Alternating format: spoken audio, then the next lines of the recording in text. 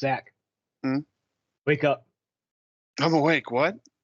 Warcry just put out a brand new FAQ, points updates, everything we've been asking for the last year. What? That's crazy. Welcome to Dayton Warcry Club. I'm Warren, and today I'm joined with my co-host Zack.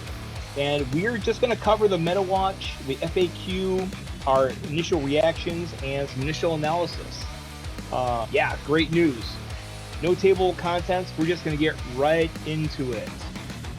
So, FAQs, rules clarifications. It's like someone was actually listening. Like they have a spy on the Discord and they've seen everybody's back and forth about things. And I just noticed, the first thing I noticed as I was putting this together was reactions are things that fighters can do during an enemy fighter's activation. This is timing applied all reactions. Yes. I love the answer. I told you so. I told you so. Feels so good. None of this nonsense. As intended, as always intended. The intent should be absolutely 100% crystal clear now. There's no weirdness or goofiness. Like if I do this and trigger a free attack on my turn, can they react to me or something like that? And you wind up this weird, super complex chain of reactions going on. Like this is not early Magic. Yeah, it's not Magic the Gathering stack. Yeah, yes, it's where you have a stack and this crazy ass, counter Magic battle or anything else like that. It is very, very simplified as intended. Love to see it. Good omens to come. Few other rules updates here. Hunters of Wanchi. There's a little bit of question. There was a common question about the slippery reaction, because the way it was worded before, you could potentially think that like if you take a hit and you're taking your damage one at a time, you can disengage after the first point of damage has been given. That's been cleared up now. So you need to take the entire hit from somebody, and then you have the option, the window, to disengage, get your bonus disengage there, so you don't take the second attack. Yeah, okay. That makes more sense. Or just get the movement already, or position yourself or something like that. Also, another point of clarification here. Can a fighter make a slippery or smart step backwards reaction to disengage if they are not within 1 inch of an enemy fighter? No.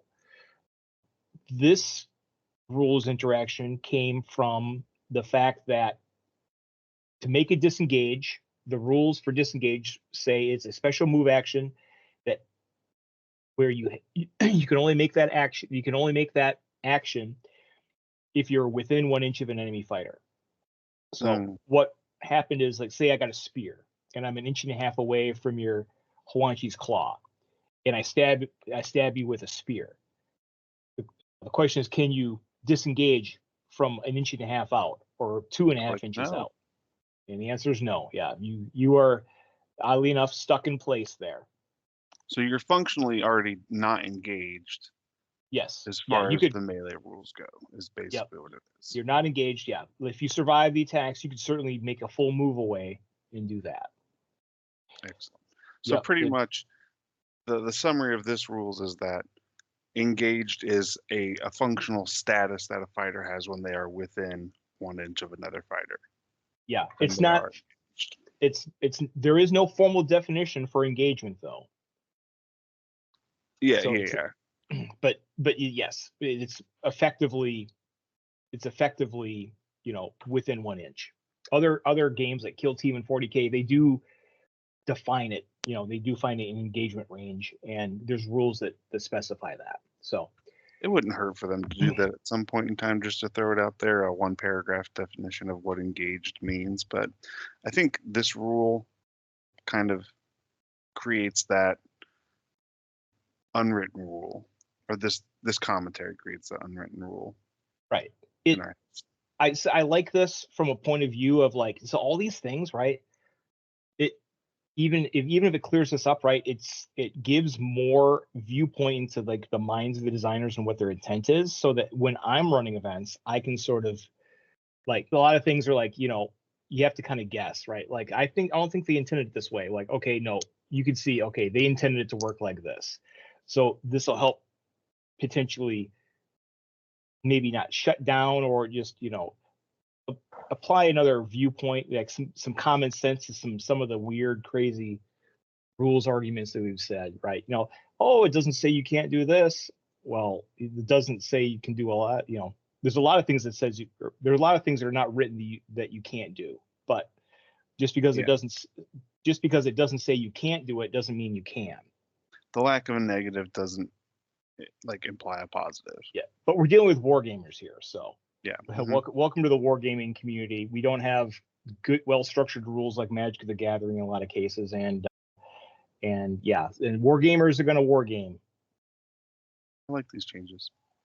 So speaking of weird rules interpretations, so the Quester Soulsworn, they have the Duelist guy, and he's got this ability called Face Me Cowards, and it didn't say until the end of the battle round.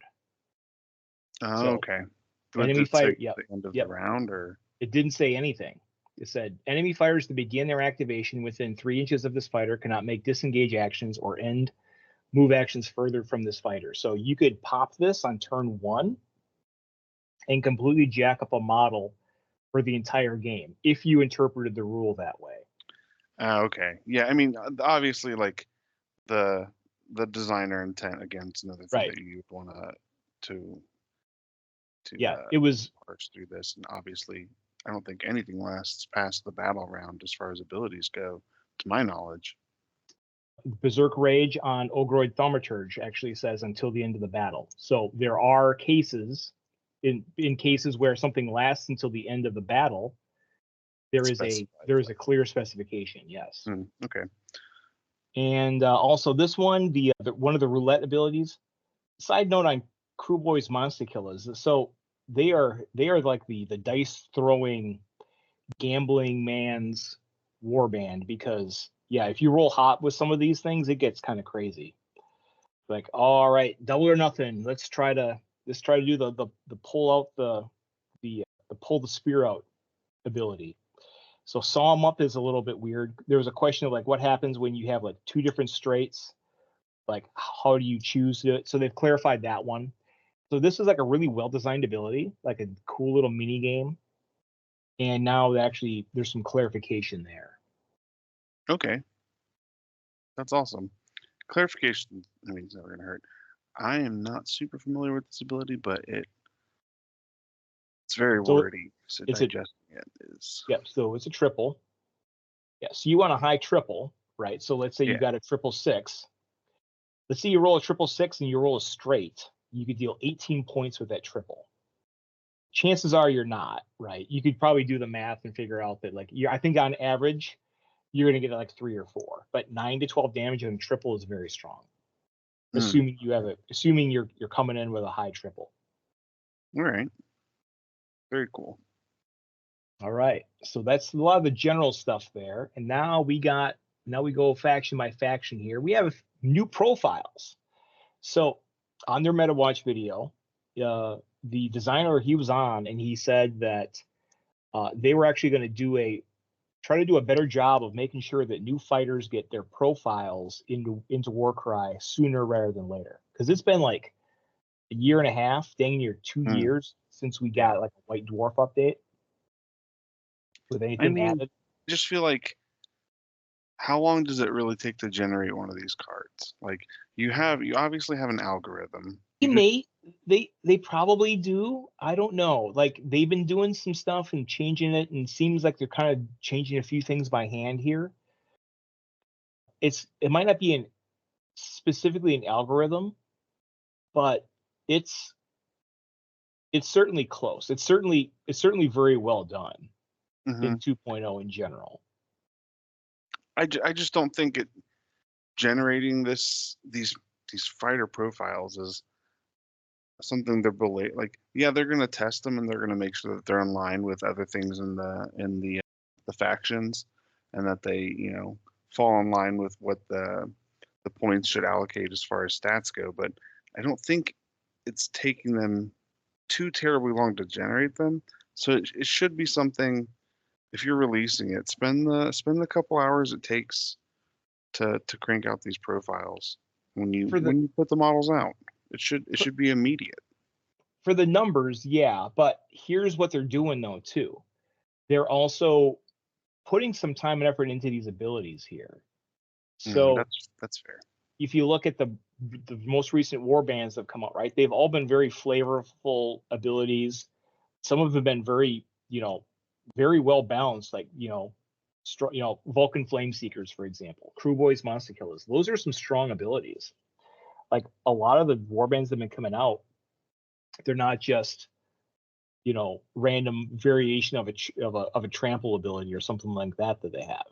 They actually, look at the Flesh Eater Courts and all the weird abilities that they gave to them, all the tricks. That's fair. So they're putting some time and effort into that, and so I got to give them props for that. Very fair point. So I think this Volkite Berserker, the one on the bottom there, that chaff guy, I think he was already added in. I'm not sure, but we do have Grimhold Exile. I believe he is new, so they have his ability there. So stat wise, 5424 is like a War Queen, one less movement. So dude can fight. Pretty expensive. Actually, he's probably one of the more expensive Fire Slayer heroes because they're all relatively cheap. But he's got this ability here on a triple, and it seems like it's specifically designed to fight monsters or titans, big guys. Yeah. So 6 dice. The value rounded up. Oh wow. Yep, 6 dice, regardless of the value of the triple.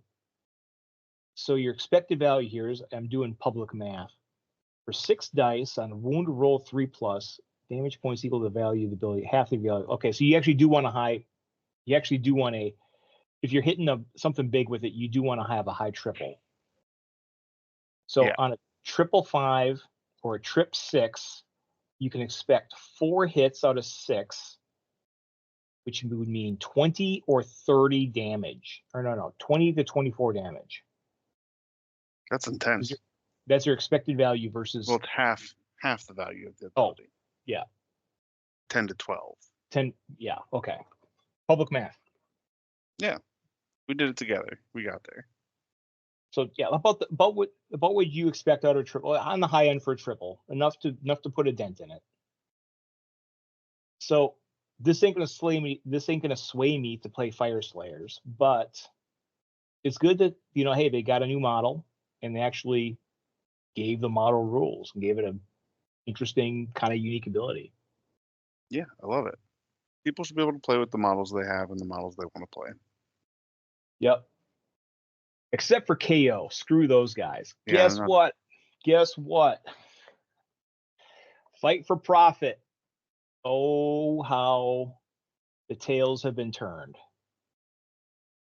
Fight for Profit is flat +1 attack. Yeah, it feels right. Yeah. This is correct in my opinion. So yeah, they took out every other attack bubble buff. It was the best attack bubble buff in the game because you could give 2 attacks. If Skaven can't have lead from the back, then KO can't have it either. So, and it doesn't work for shooting unless you have the objective or the treasure. So it's still, you still might be able to do something with it. Maybe you do something like melee spam, 75-point Arcanauts, maybe. Okay, yeah. I mean, it's still not even proven out that these nerfed KO into the ground. It's just not as good. There's more. There's more when we get to the points updates too. That's true. I think all of the S tier factions are probably still pretty good though. They got worse. Some of the bottom of the barrel ones got better, right? So there was kind of a narrowing of the band. When we get to the points updates, I think they took a relatively gentle touch with it. Like pretty much everything only went up or down by 5 to 10 points. There was no there's nothing really getting nerfed out of existence.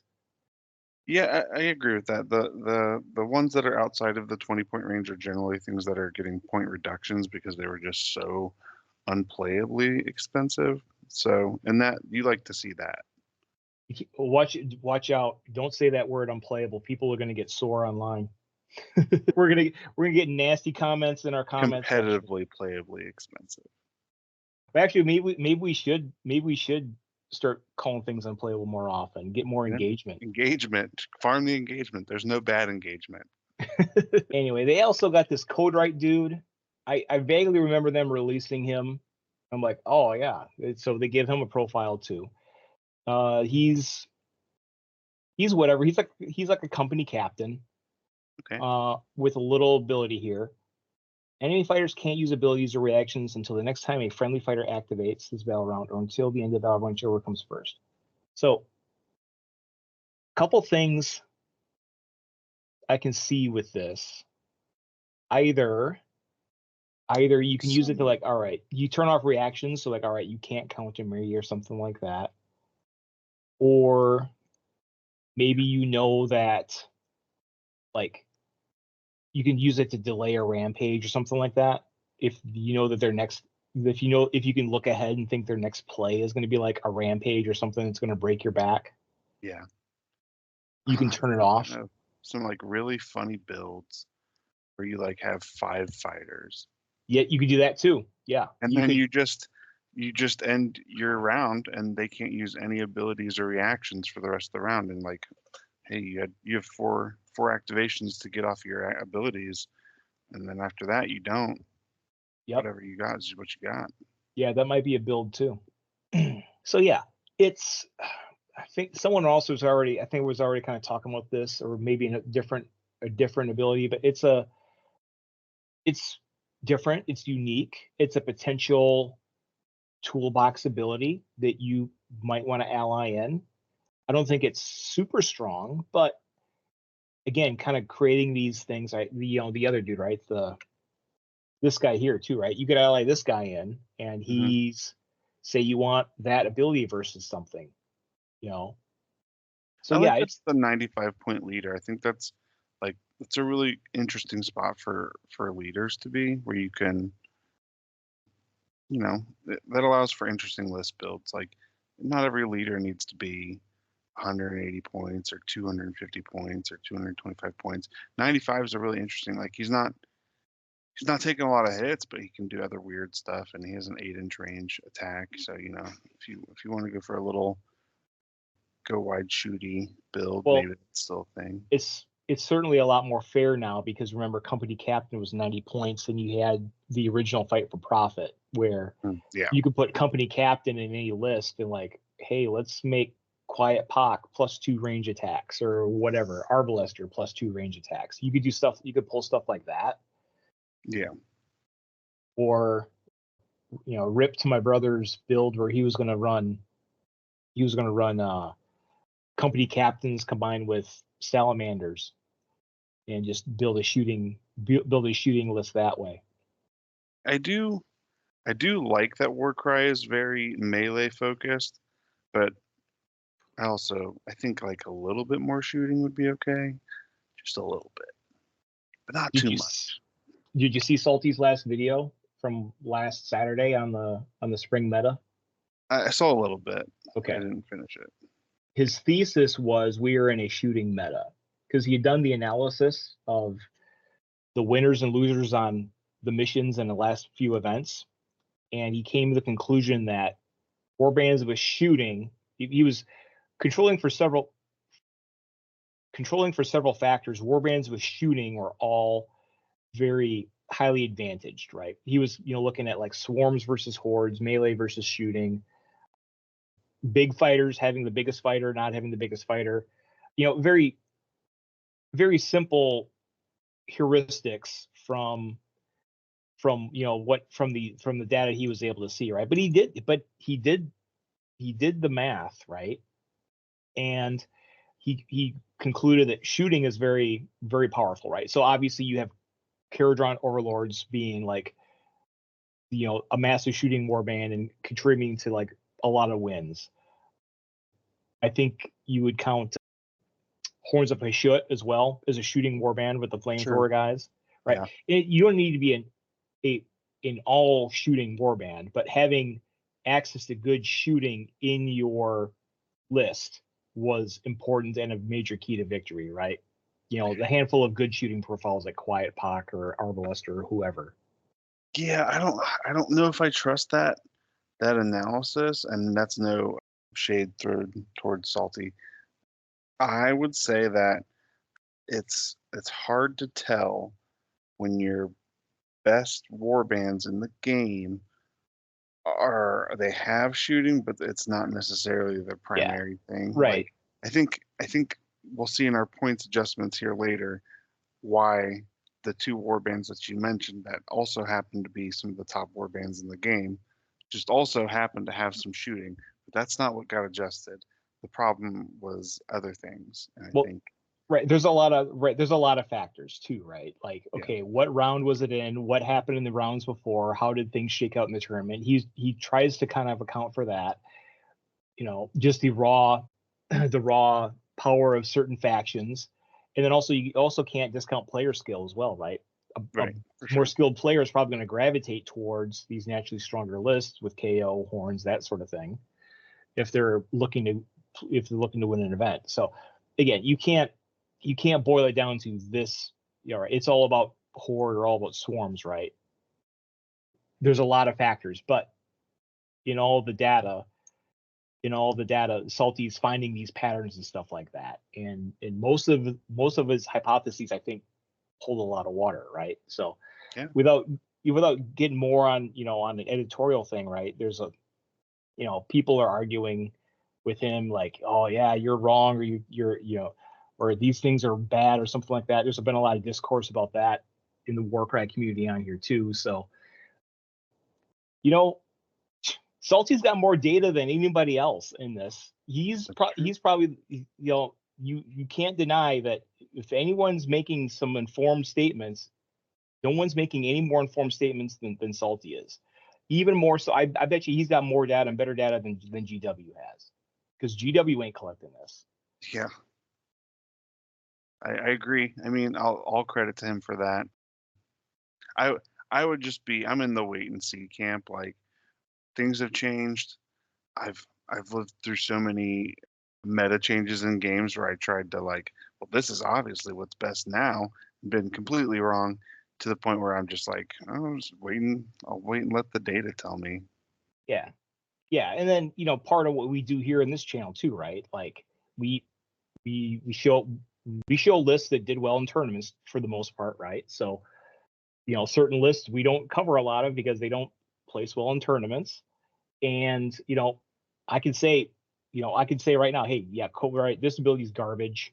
It's not going to be very useful. And it may or may not be on. It doesn't jump out to me, right? I'm not going out and picking up a code right. I'm not going out and picking up a code right for KO right this instant.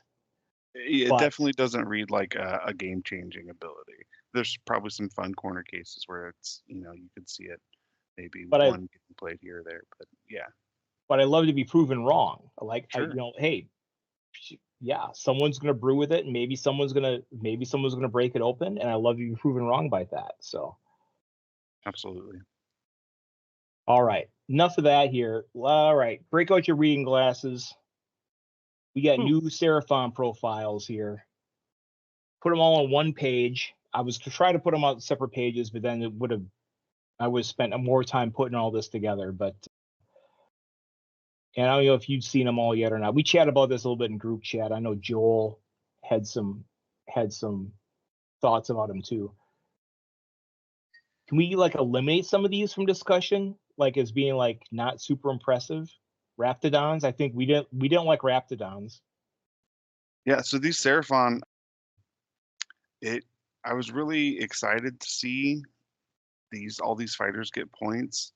One, because even though I don't need to buy any plastic at this moment, the Seraphon starter box that has the Slan Starmaster? Is it Slan Starmaster?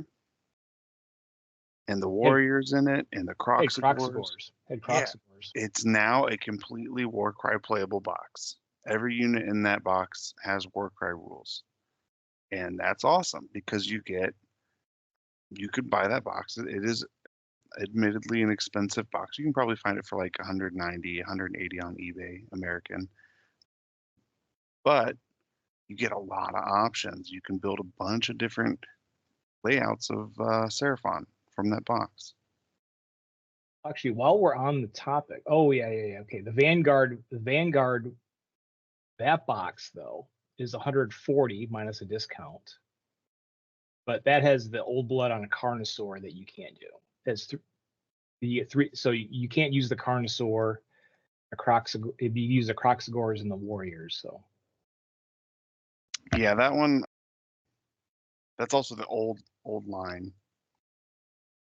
Whereas the box I'm referring to is the Vanguard box. I think that's still old line, right? No, that's new sculpts. The Vanguard box is new Warriors and new Kroxigors. Okay, I'm referring to it's called Primordial Star Host. Yep, I see it. It comes with a Hunters of Huanchi in it. First of all, you get a whole Hunters of Huanchi. Oh, that's the Christmas battle box. Yeah, you get a set of Warriors, 10 Warriors. You get a set of the Warp Spawn Kroxigors.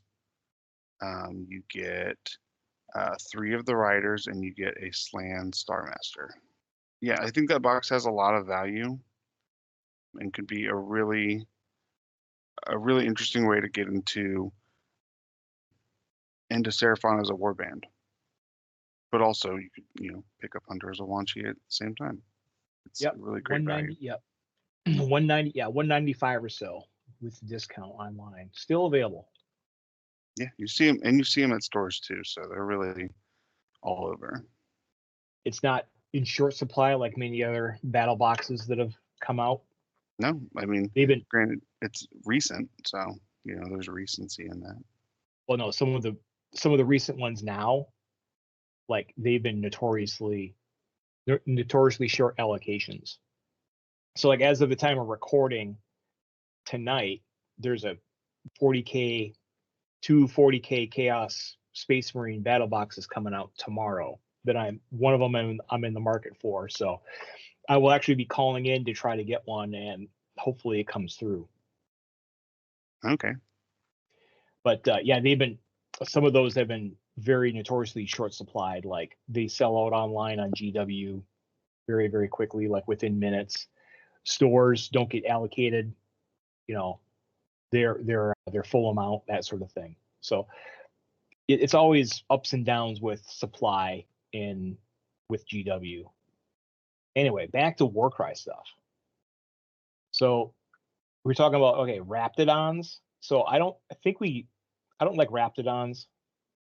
I think we kind of eliminate them. They're super glassy they're super fast.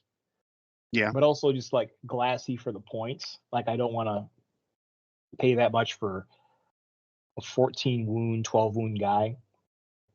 Worth looking at the double though. So they have this double down here.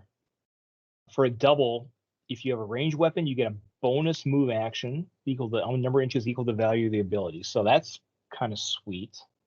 So you could cruise like 26 inches across the battlefield with these range guys, or get +2 attacks, which is like they're like strength 2 melee attacks on the charger guys. Oh, strength 3. I think that they just sit in a really awkward spot. I agree with you. 2 toughness, 12 wounds for 110 points, regardless of what else they do. Almost every roll of the dice is going to hit, and like a lot of fighters are going to one-shot them. Like the price is right. The speed is super fast, but like compare that to like we talked about Black Knights in the last episode. And those things were actually like when you actually look at them, you're like, oh wow, 125 points, 20 wounds, right? Move 8, right? They move okay, but like that's a good bit of toughness for blocking and staying alive and moving around and stuff like that. Yeah, but really like the two two toughness, like just everything's hitting you. You're not getting any good dice rolls. Well, you can also combo them with the Kroxigors too. You see the Kroxigor War Spawn has a unique ability here. Spawn of Sotek. +2 attacks. +2 to the attack characteristics of melee attack actions made by this fighter. This activation, you turn into a 5/5/3/6, and it works on both attacks if you get a double attack off. If one or more endangered friendly fighters are within 6 inches of them.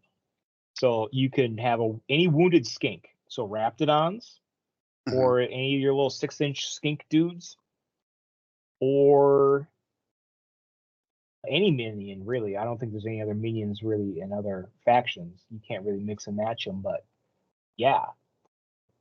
You could combo skinks and a war spawn for a big beater guy. So again, it's nice little design there. Like, I think war spawn is good by himself, and maybe you do want to run some of these little skink guys to kind of combo with it, because that's a double. That's a pretty strong double. Yeah, so like Kroxigor ability is very interesting. I just don't know if these are the minions that you're looking for. I'd have to double check, but I wonder if warriors are minions. No, warriors are a different one. Okay. So is it just these and the other skinks? Yeah, I believe if you dig around, the other skinks have them as well. Okay.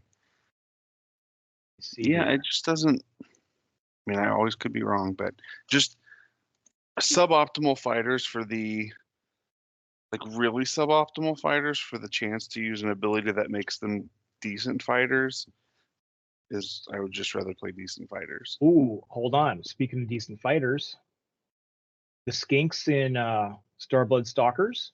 Okay. All are minions. Yes, that's true. So there you go. Otapodal, Talk, and Zepik. And okay.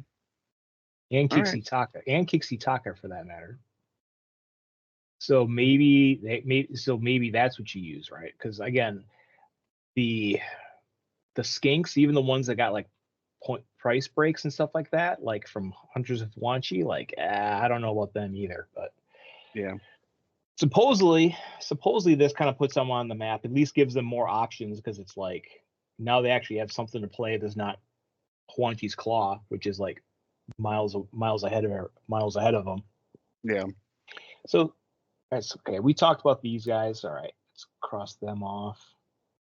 Okay, we got Spawn of Chotek. So it's like a new Salamander Razordon. Yeah. The replacement for that. They're just not doing both now. We're just getting one that is kind of not as good as either. So range is 3 to 7. Salamander had a no minimum range, max range of 7. Razordons had a max range of 12, no minimum.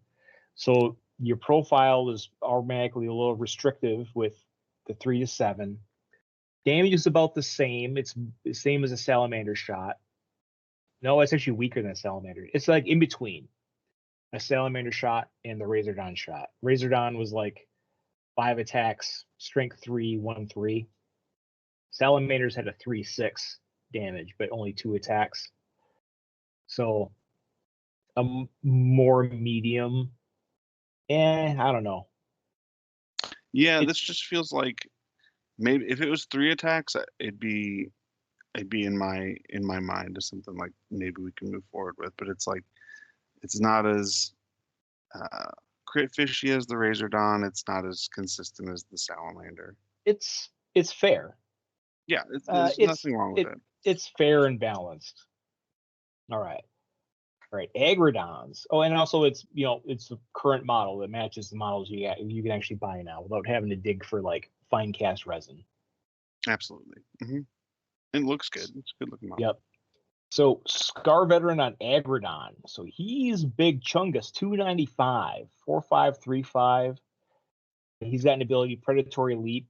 So a bonus move action up to 3, so he can add 3 inches up to his movement and do partial pounce damage.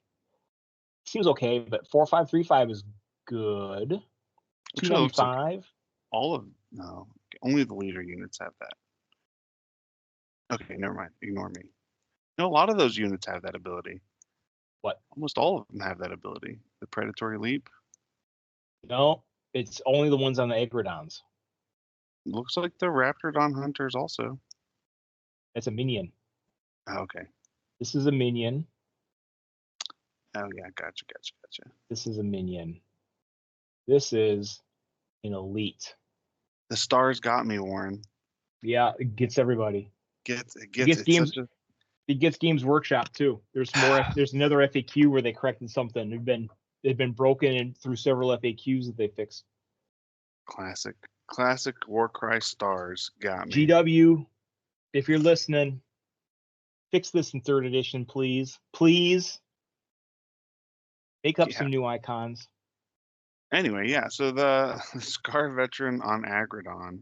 He's beefy. That's Vanguard points. So he's fast. Is he Vanguard good? He certainly fills a role. He certainly fills a role. He's big chungus. I see when I read him, and I think I was talking about this with Joel, is that, that's a 50-point difference between this and just the generic Agrodon leader. Yeah. You're getting 5 wounds, looks like 1 strength and one crit damage. One crit for 50 points. Yeah, is that worth 50 points? Yeah, that's a good point. Yeah, so to me, that's where it gets dicey. Maybe they're already kind of, when they pointed this guy, they already kind of took into account, right, everything that was already like 260, 270 points. Almost everything that was in that range, they just bumped it up another 10 or 20 or another 10 or so. Maybe that's what they were thinking.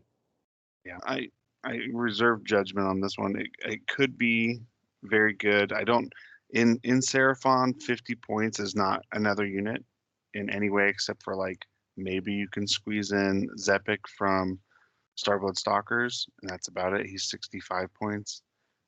So you're not really filling that void, that difference. If you're going for a big guy, you might just have the points for it. So it could be very good, and that those couple minute details are gonna, they're gonna be in your benefit. If you have the points for it, it's probably very good.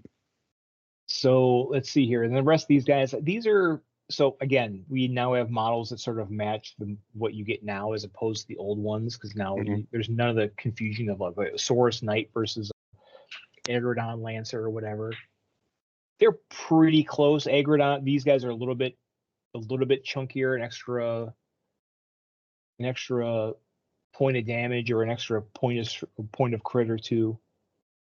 About 20 points over the equivalent Saurus Knights. Okay. About where they land. So you got options. You have a lot of different mounted options. Yeah, that's what's interesting about Seraphon, is that really the area of the game that was generally considered to be like no man's land of between 100 points and 200 points. That's the whole warband, the whole faction sits there. So if that got better, based on what we're still going to cover, it could be very good. Yeah, well, I mean, you got Saurus Warriors. They're still they're on the high. They're high. They're on under 12. But yeah, you got but again, I remember all these guys also have Tearing Bite as well. So yeah. They're 80 points. Chris, I believe they're 80 or Saurus, 90 points for spears, 85 for clubs. And you probably want the clubs. Yeah. I mean, these could be potentially very good, high mobility. So that's always, 16-inch move on your first turn. You're really clearing half the board, getting objectives quickly. You'll probably easily find a place for one, but you'll probably want the leader, I imagine. But yeah, these could be fun. Yeah. I probably want the 4 attacks. Yeah. I don't want to be spending that many points on a 3 damage or 3 attack, 4 strength. Talk about spending points on a low strength or a low attack model. We got Kroxigor updates. Oh yeah, we forgot the Kroxigor. Yes. I like the updates. I think to the generic Kroxigor we're seeing, I think it has is it a point of strength and a damage profile update? I can't even look up the old Kroxigor now because it's been updated on Warcry. I'd have to break out a book. Yeah, I'm pretty sure it's... One sec here. I got soft copy compendium downloaded. Old Kroxigors were 2 attacks, strength 5, 3, 6. Okay, so it's both a hit buff and a damage buff. Yep. Because if you got 2 attacks, you want them to hit. So with 6, you're likely hitting 4-8. You're hurting them. Yep. Yeah. And you also got an extra point of toughness. Old Kroxigors were toughness 4, and they're slower now. Old Kroxigors were move 6, so they move 4. So you get a point break there too. Dude, yeah, I must not have noticed that they were 4-8s. That's a big friggin' deal. They take a blessing like a champ. Oh yeah. So you just assume you're going to pay 230 for them to get a 3, 6, 4, 8. Oh yeah. That's like a mini FOMO there. I like it. The Kroxigor Warspawn also got a profile, which it seems like a buffed version of the original Kroxigor, where it had 5 strength, but it has an additional attack. But the slower movement profile with the lower damage, which is probably fine. This one, I don't know if maybe you put a attack blessing on this one too. 4 attacks at 3/6 damage profile is not terrible for 200. I don't think you need it. I think you kind of use it. I think you try to combo it with some Starblood Stalkers. Okay, yeah. And because at least the Starblood Stalkers can at least maybe not die in 1 hit. Those skinks. And then you try to take advantage of that double. Notably, does it have Tearing Bite? Yep, he's got Tearing Bite. All the Kroxigors, all the Saurus, all the Agrodons have Tearing Bite. Okay. So you got that too, but normally you want a Tearing Bite on something with like 4 attacks versus 3 attacks. Yeah. But it's an option. It's an option if you have a triple. All right, moving on. All right. Now we're to Chaos here. Getting a little fix here. See, again, GW got screwed up. Fix the stars. Yep. Actually, what we were looking at before, they were not champions, or those are 2 different stars, champions and elites. So yeah, since 2.0 came out, technically speaking, pink horrors could not split. It had the wrong rune mark. The wrong rune mark? Yeah, they had the wrong rune mark to split. Get it together. So they finally fixed that. It made it through a couple FAQs before they kind of realized it. So that works. And we got a couple new models here. So Fred's not on, but the Harbinger of Decay has a new model with a sweet new bell. So they gave it a new profile to match. Can't use reactions or abilities within 7 inches, but it's a quad, so it's a potential toolbox thing. I wouldn't be spending a quad to do that, but definitely not. Also, the other thing that people noticed is, so look at his rune mark. So this dude's on a horse, but he doesn't have the mounted rune mark. So the horse can climb walls. Oh. Hey. Yeah. All right. Maybe they fix it. Until then, model this and go kit badge the heck out of it and make the horse with tentacles. Just make this gnarly tentacle horse, and it climbs walls just fine. I love that. That's a great idea. I mean, it moves 6, right? It climbs walls slowly. It's not climbing fast. And they had a character come out for Slaanesh, Lord of Hubris. So he's got a medium profile. 155 is pretty cheap. 4423, and so that doesn't really get me. But what I really like about it is he's got a really flavorful double. So you first, I insist. It's pick a visible enemy fighter within 1 inch. That enemy fighter gets a free attack versus him, and then until the end of his activation, so you can double attack back. +2 attacks, +2 strength, and +3 crits. So you get to attack back at 6626, which is wild. So you're probably gonna hit everything on 3s. On average, you're gonna get 1 crit, 3 hits out of that for a total of 15. You're gonna crack them back for 15, potentially 30 on 2 attacks. Wow. Assuming you take that first hit. If my math is right. Yeah, that's a really interesting ability. 6 plus 6? No. 12. 12 or 24. I like 12 the flavor of it is really cool. Like, yes. I like adding flavorful abilities to the game. Yeah. There's already a rules debate going on about this. What's that? So off Meta Musings, he's been brewing with Storm Vermin, which is pretty good actually. It's the bodyguard ability. You pop a double for bodyguard, and it makes it so that a certain guy someone within an inch can't be attacked. So the question now is, and I don't know how I would actually rule this. I'd have to kind of think about it some more. You bodyguard the Lord of Hubris, and Lord of Hubris pops his ability, but he can't be targeted. What happens? Do you get the ability without any drawback, and like they can't attack you, or how should it play out? And I don't know the answer. This is one of those things where it's a weird rules interaction. That's interesting. Like right now, I'm leaning towards like if the enemy player can't make the action, then maybe you get the free attack, or maybe you rule it on a flavor standpoint, right? He can boast behind a bodyguard and taunt them, and then get maybe that's a Slaanesh thing to do. Hide behind a rat bodyguard, and then and then you get your attack bonus because you taunted the guy, or do you get the attack bonus because you actually let them hit you, and then you get to hit them back? I wonder about that. That's a weird one. Yeah, that's a very unique rules interaction.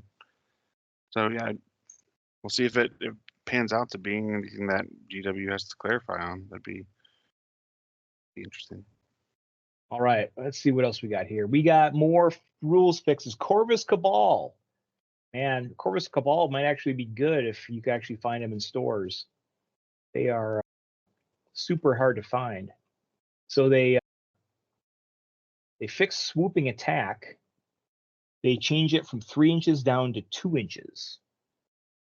And likewise for Death from Above. So before in 1.0, you fell from 3 inches, and it got reduced to 2 inches, but most of the terrain is barely 3 inches. Actually, it's barely over 2 inches, if that. A lot of the terrain was. So it was very, very hard to get these off. Yeah, I think it's only the original core terrain has something above 3 inches, and then the meat trees. Everything else is. Yeah, so that's a really strange thing. Core terrain, yeah, you're right. It was 3 inches, but yeah, it was very exactly 3. Yeah. So now it's very clear that you can actually pull these off now. So, and Cypher Lords. Unlike Corvus Cabal, you could find them everywhere. Oh man, so I've been telling you guys. So I've been doing a lot of like treasure hunting at stores, right? Like anytime I find myself in a new town and I do a fair bit of traveling, I'll be like, let's go check out various gaming stores and see if there's anything cool, out of print, anything else like that in the stores, right? And Every store, I find the following things from Warcry. I found a lot of old first edition cards. Okay. They're like completely out of date, that are still for sale. So like that's how much the stores care about keeping up to date on everything. First edition cards. Handful of like, old Tomes of Champions or Monsters and Mercenary books. Yeah. And then lots of Tarantulas Brood, and more than anything else, Cypher Lords. Nobody was buying Cypher Lords at all. They are in stock everywhere. So I think they are deserving of their worst warband in the game. What are we even doing? Unplayable moniker. They are very bad. They're just the worst. No offense to anybody who loves Cypher Lords. There's one guy out there who's screaming at his monitor right now. The biggest Cypher Lord stan in the world is just dying right now. Yep. So Cypher Lord, they totally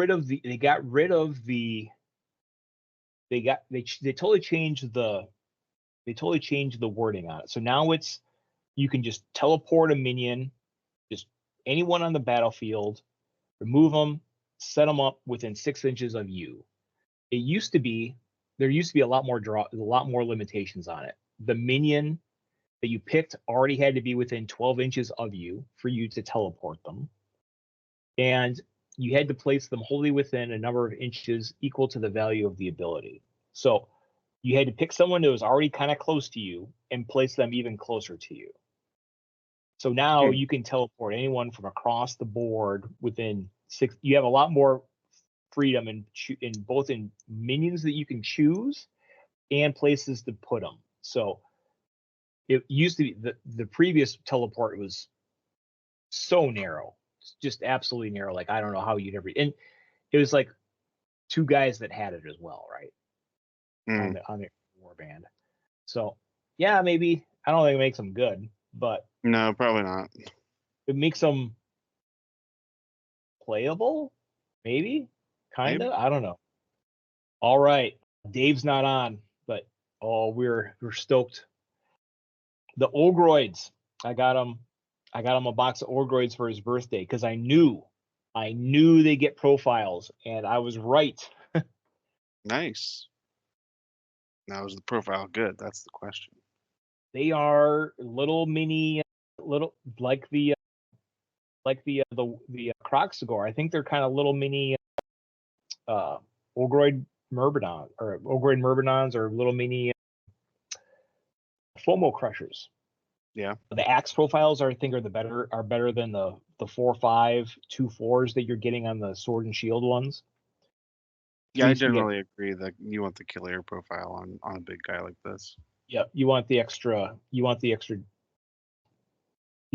damage. Yeah. You want to pay those extra points. Oh, I forgot to ask earlier. Are you gonna?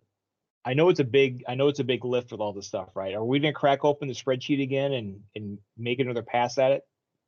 I was thinking about it. If you're busy, I get it. So. No, I mean it's something that I will eventually tackle. Point updates are easy, Mm-hmm.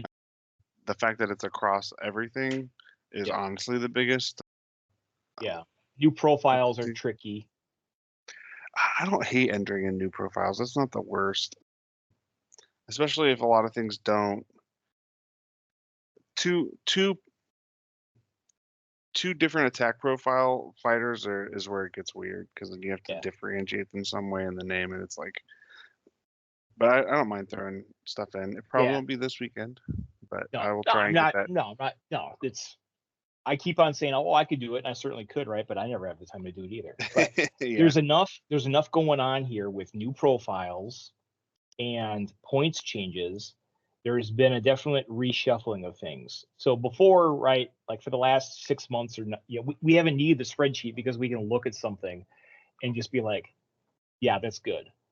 Right? Yeah. We've played enough games, we've seen the numbers enough and experienced them enough, right? Now that some of these key numbers have changed, we kind of need the spreadsheet, as a little tool again to kind of go back, kind of recage our brains. it's going to help us find out, hey, what got missed. Certain key models didn't get hit by this balance pass. And so obviously something's always going to be like on top, right? So as stuff gets hammered down and nerfed or that sort of thing, or buffed, there's going to be new stuff that's on top too. And the spreadsheet, again, it's not a be all tool to say, hey, this is better than that, but it gives you a pretty good idea of where to start looking. Yeah, absolutely. So these Kharadrons, I think are very interesting. I think, again, the leader is so many more points. Yeah. So the leader here, you're getting the extra attack and the leader rune mark for 55 more points, versus the sword and board guy has actually the same profile and just gets the leader rune mark, and you only pay 15 points for the leader rune mark, which is, it's weird. I agree. Yeah. I mean, another thing that's weird about these is generally it's not a hard fast rule, but it's more often the case than not that leader versions of a model have more wounds. Yeah. They might have the same movement and toughness profile, same strength profile, but the wounds is generally where you see leader models stand out, and these ones have the same amount of wounds. So yeah, like 4 more wounds or 5 more wounds or whatever. Yeah. Yeah, like 32 would be what I would have expected. If the other ones were 28, which they are, I would have expected 32. Yep. And if you pay a little bit bigger premium than 15 points, yeah. Yeah. Someone already put the list up. I can't. One sec here. I'll give them credit here. Someone in Discord put this list up, and it's freaking work of art. Is it all Ogreids? Oh, no, it's not all Ogreids, but it is. What? Did he delete the post? He did. I'm trying to look. He got savaged. Somebody savaged him in the comments. What the heck? Yeah. I can't give credit to him. All right, then. Well, the list was a Varangard, a Varangard, 2 of these Kharadrons with the great axes at 220, and an Ogroid Myrmidon. That's 1,000. It was 1,000 points. 4 miles, 1,000 points. Everybody kills in that list. Yep. It was a work of art, and I can't even. You deleted your post on Discord. I can't even give you credit. Where do you put the 4th model? Which deployment does it go in? Oh, let's see. Not shield, right? Or do you want him in the shield? I don't know. I don't. When I play, if I just randomly pick who goes in hammer, dagger, shield. I don't really care. But you probably put. Well, you obviously put the Ogroid with one of them so they can get this ability here, Unleashed Savagery. So for a double, once per battle, roll number of dice equal to the value of the ability. For each roll of 4+, get +1 strength and attacks for the next melee action. So once per battle, next attack, add 1 to each roll if there is a visible friendly fighter, for visible friendly Ogroid Myrmidon within 6 inches. So for each roll of a 3+. So you're looking at potentially, again, on a high double, which you should be able to get 2 to 3, maybe even 4, +3 or +4 attacks. Oh wow. Yeah. Okay. At least your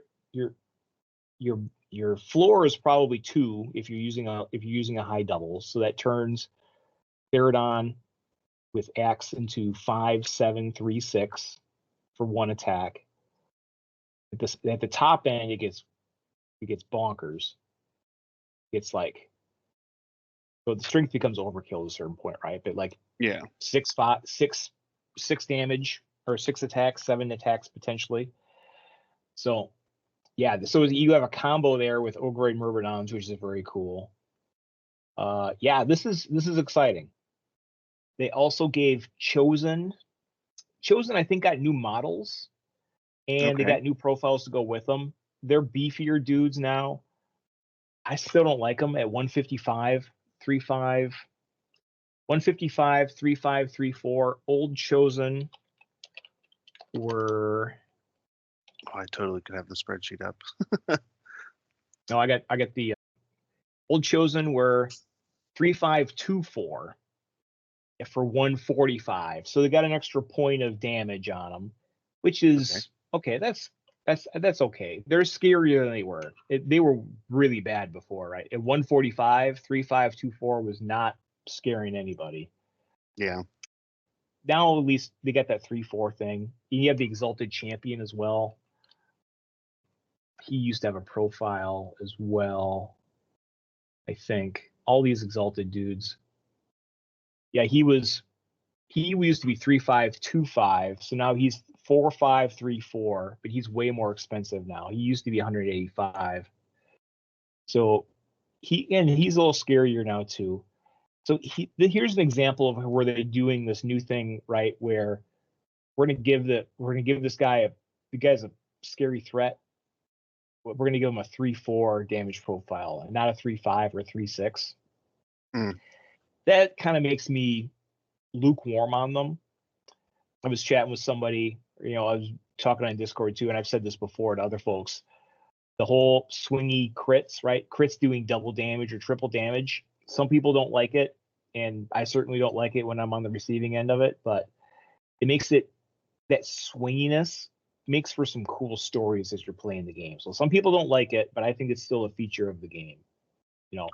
Yeah, he rolled a bunch of crits and he got me for 15, that sort of thing. I find myself on the liking end of it. As long as you don't have stuff like the spiderlings from Tarantula's Brood, like that became problematic, where you just doesn't matter how much damage it does. I'm rolling 8 dice. Like, as long as we're not doing stuff like that, I think we haven't been covering all the Bladeborn stuff. Like, we haven't had the time to cover every new Bladeborn warband or all the other new profiles and stuff. Like, that there's a squid.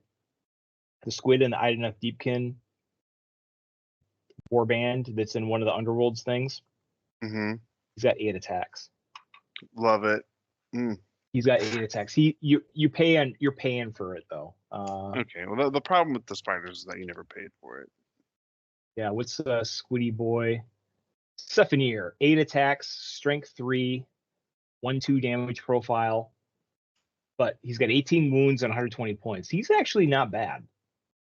He's actually legit pretty good. I secretly just have a bunch of Ideneth Deepkin sitting around. They're just one of the worst factions in the game. Dude.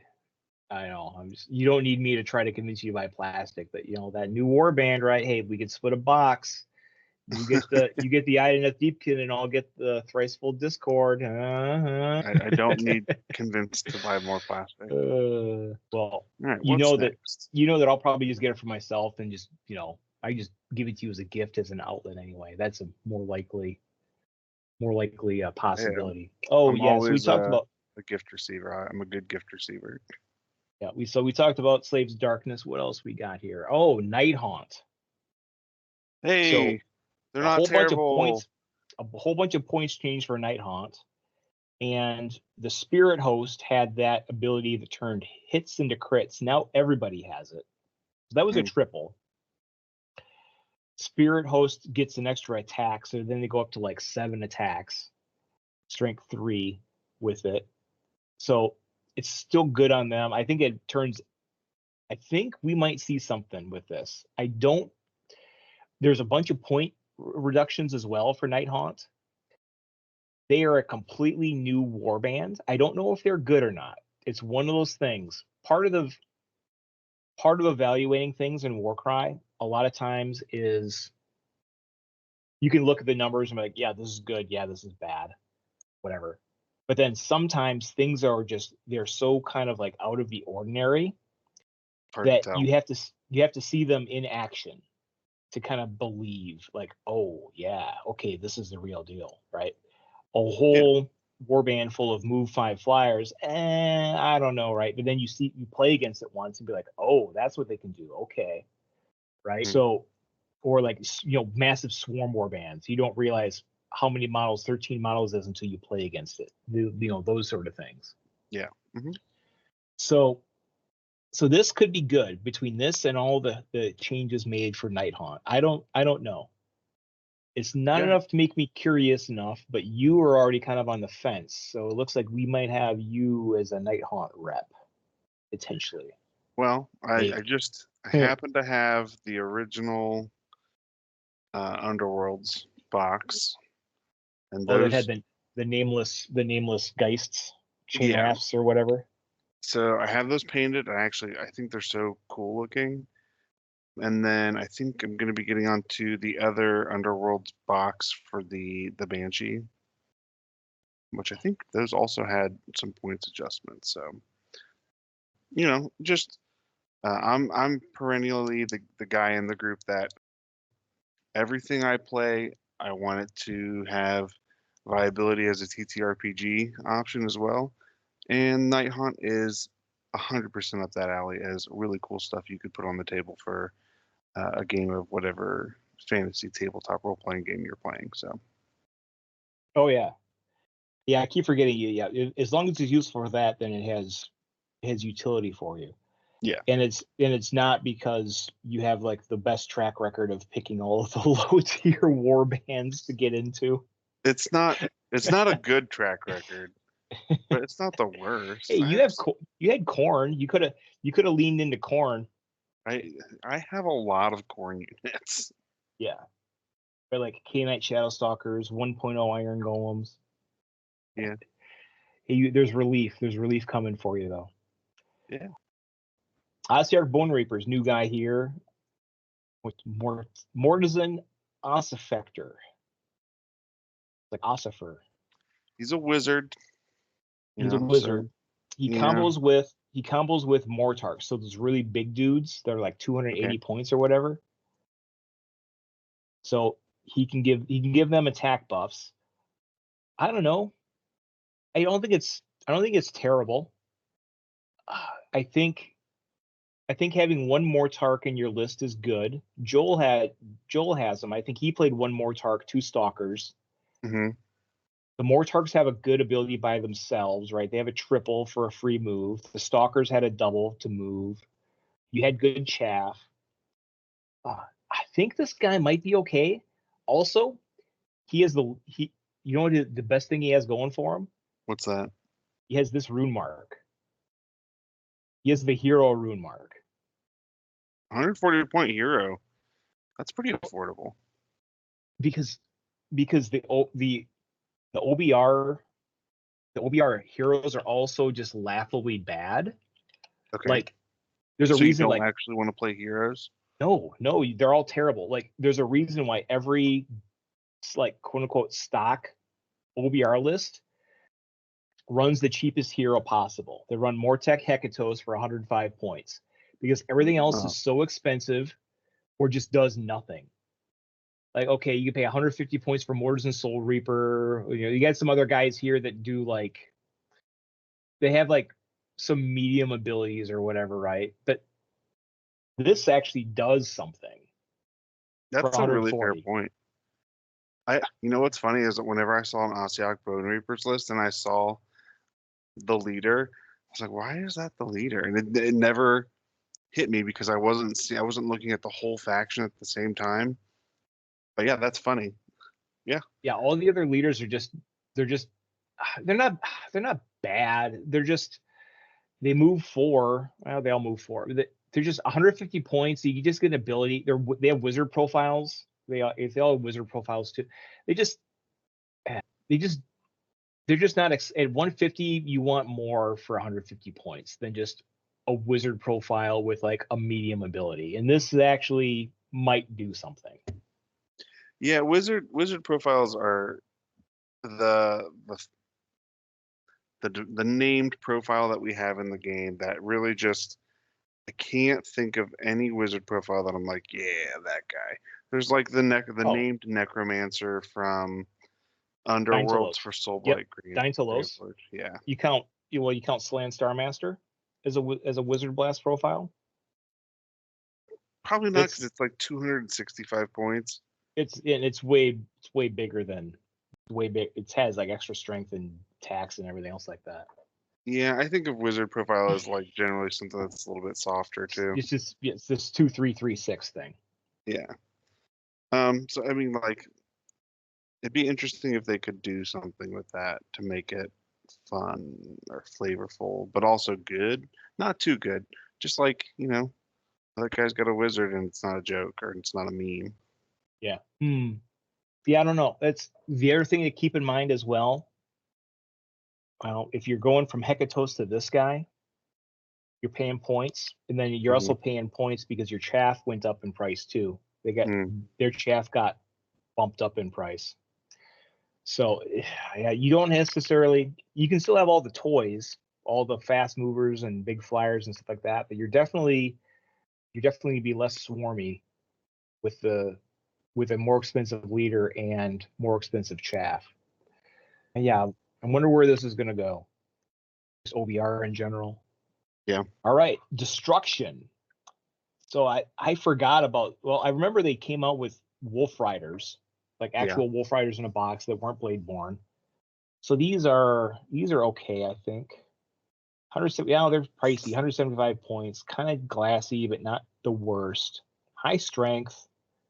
You got a Squig boss with Nash's Squig, and I don't even remember them making that one. Double Mycophile's Pouch until the end of the battle round, +1 attack to friendly fighters with Gloomspite Gets and either Fly or Beast. Okay, so he buffs Squigs and Squig Hoppers. Oh, that's interesting. Yep, attack bubble. Okay, for a double. Ooh, that is an attack bubble for a double. That's different. Normally you're using triples for that, so that's interesting. It's only 6-inch, so it's not a big bubble, but it's definitely interesting. I didn't catch that on my first glance that it was. Well, I didn't either. I'm like reading this right now, so yeah. Yeah, this is all first. I mean, we read this before, right? This is like second impressions, really. But yeah, we're still forming thoughts on a lot of this.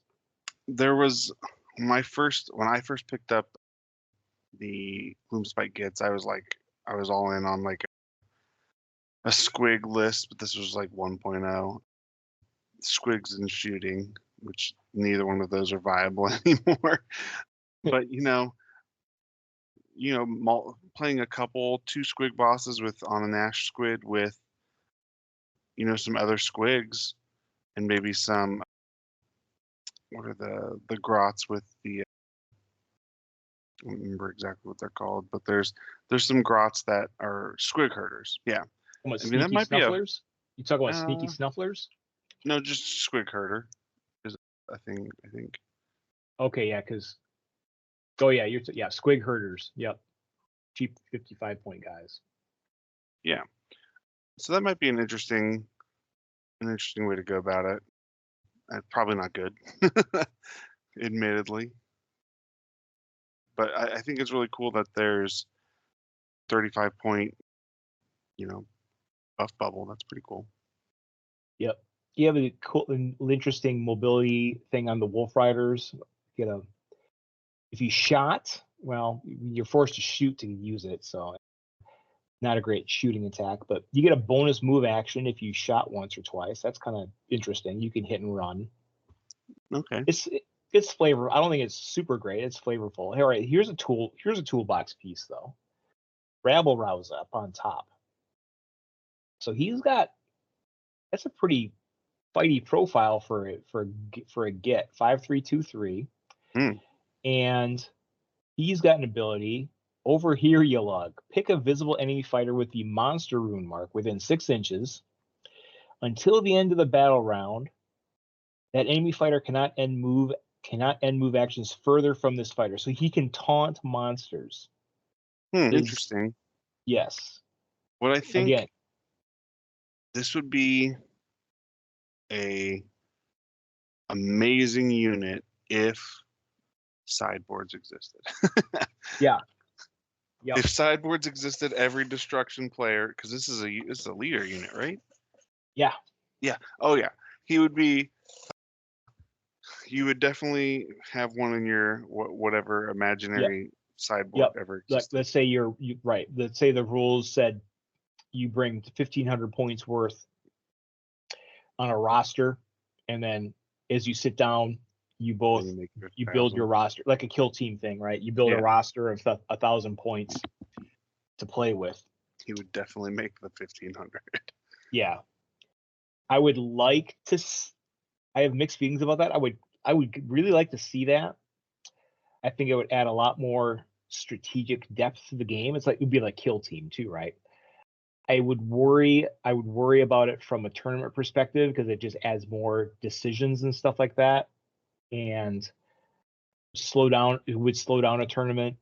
Sure. Potentially, right? Because you got to add an extra 10, 15 minutes to pregame for roster selection. And then also when you start adding that much flexibility, it really would start to highlight like if there's a model that's like already like good that everyone's taking, it even more so, right? So let's say that what's the good example? Fulmoroid Crusher, right? So everyone's gonna have a Fulmoroid Crusher in their list, right? It makes it even more ubiquitous. If there's if even if you're not using it in your regular list, right? Just having it in your board or something like that to fight other. Yeah, I don't know. It's a case of like it seems like a good change, but it might make the rich get richer. Yeah, I can see that argument. It also, I mean, it does raise the floor on the complexity of the game a good amount. Yeah. So. And I can say that I've done a lot of meetups, taught a lot of folks, retaught a lot of folks, demoed the game quite a bit actually in the last month.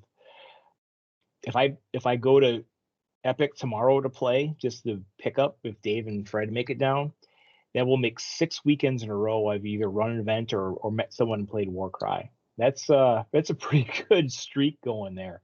Yeah. And so I'm playing with players of all different calibers here, right? And I'm trying to get in the trying to get in the mind of like if someone's new, right? To try to give them exactly what they need and drip feed them the information they need, let them make the connections, and then be like, okay, now think about this, right? And try to make them think strategically and stuff. And not that someone could pick it up. It would depend on what background they came from. If a player came from Kill Team, then yeah, they'd pick it up. They'd pick up all the nuances pretty quickly. Someone else who's new to wargaming, maybe not so much. It might be a little more overwhelming for them. They might not have a great time with it. So yeah, I have mixed feelings about that. It's almost like we should do both an episode on how to play Warcry, but also how to teach Warcry. Whoa, too bad. Yeah, good. Yeah, we've been thinking about that. So, foreshadowing. Yeah, in addition to our normal list reviews. Yeah, we haven't done list reviews either. I was going to do list reviews, but then like this popped up and like this was so much easier to put together. So we're just doing it. Back onto what we have on the screen, we got the Blood Pelt Hunter also for Ogreids tribes. Yeah, I remember this getting revealed. So I'm no Ogre tribes specialist. Sorry to interrupt, but I think the synopsis that Fred Shred had, if I speak for him, is that it's just very similar to a lot of what it's already doing. Yep. He's got a pull action. It's a bonus move, or he can apply that, haul him in on a regular attack too. Yeah, I don't know. You're right. If from an outsider, they all kind of look the same to me too. It's a cool ability. Solid attack profile, like everything you'd expect. You have Might Makes Right too, because he's a hero. He's got Ferocious for what it's worth. Yeah. It's definitely, it could be very good, but it just, from the outside of the faction, for people who aren't Ogre Maul Tribe players, it just reads like very much like other 280-ish point units. It's a big, it's a big guy that hits hard. Yeah. Big guy that hits hard. All right, what else we got? Let me double check here. He's the only thing with Ferocious.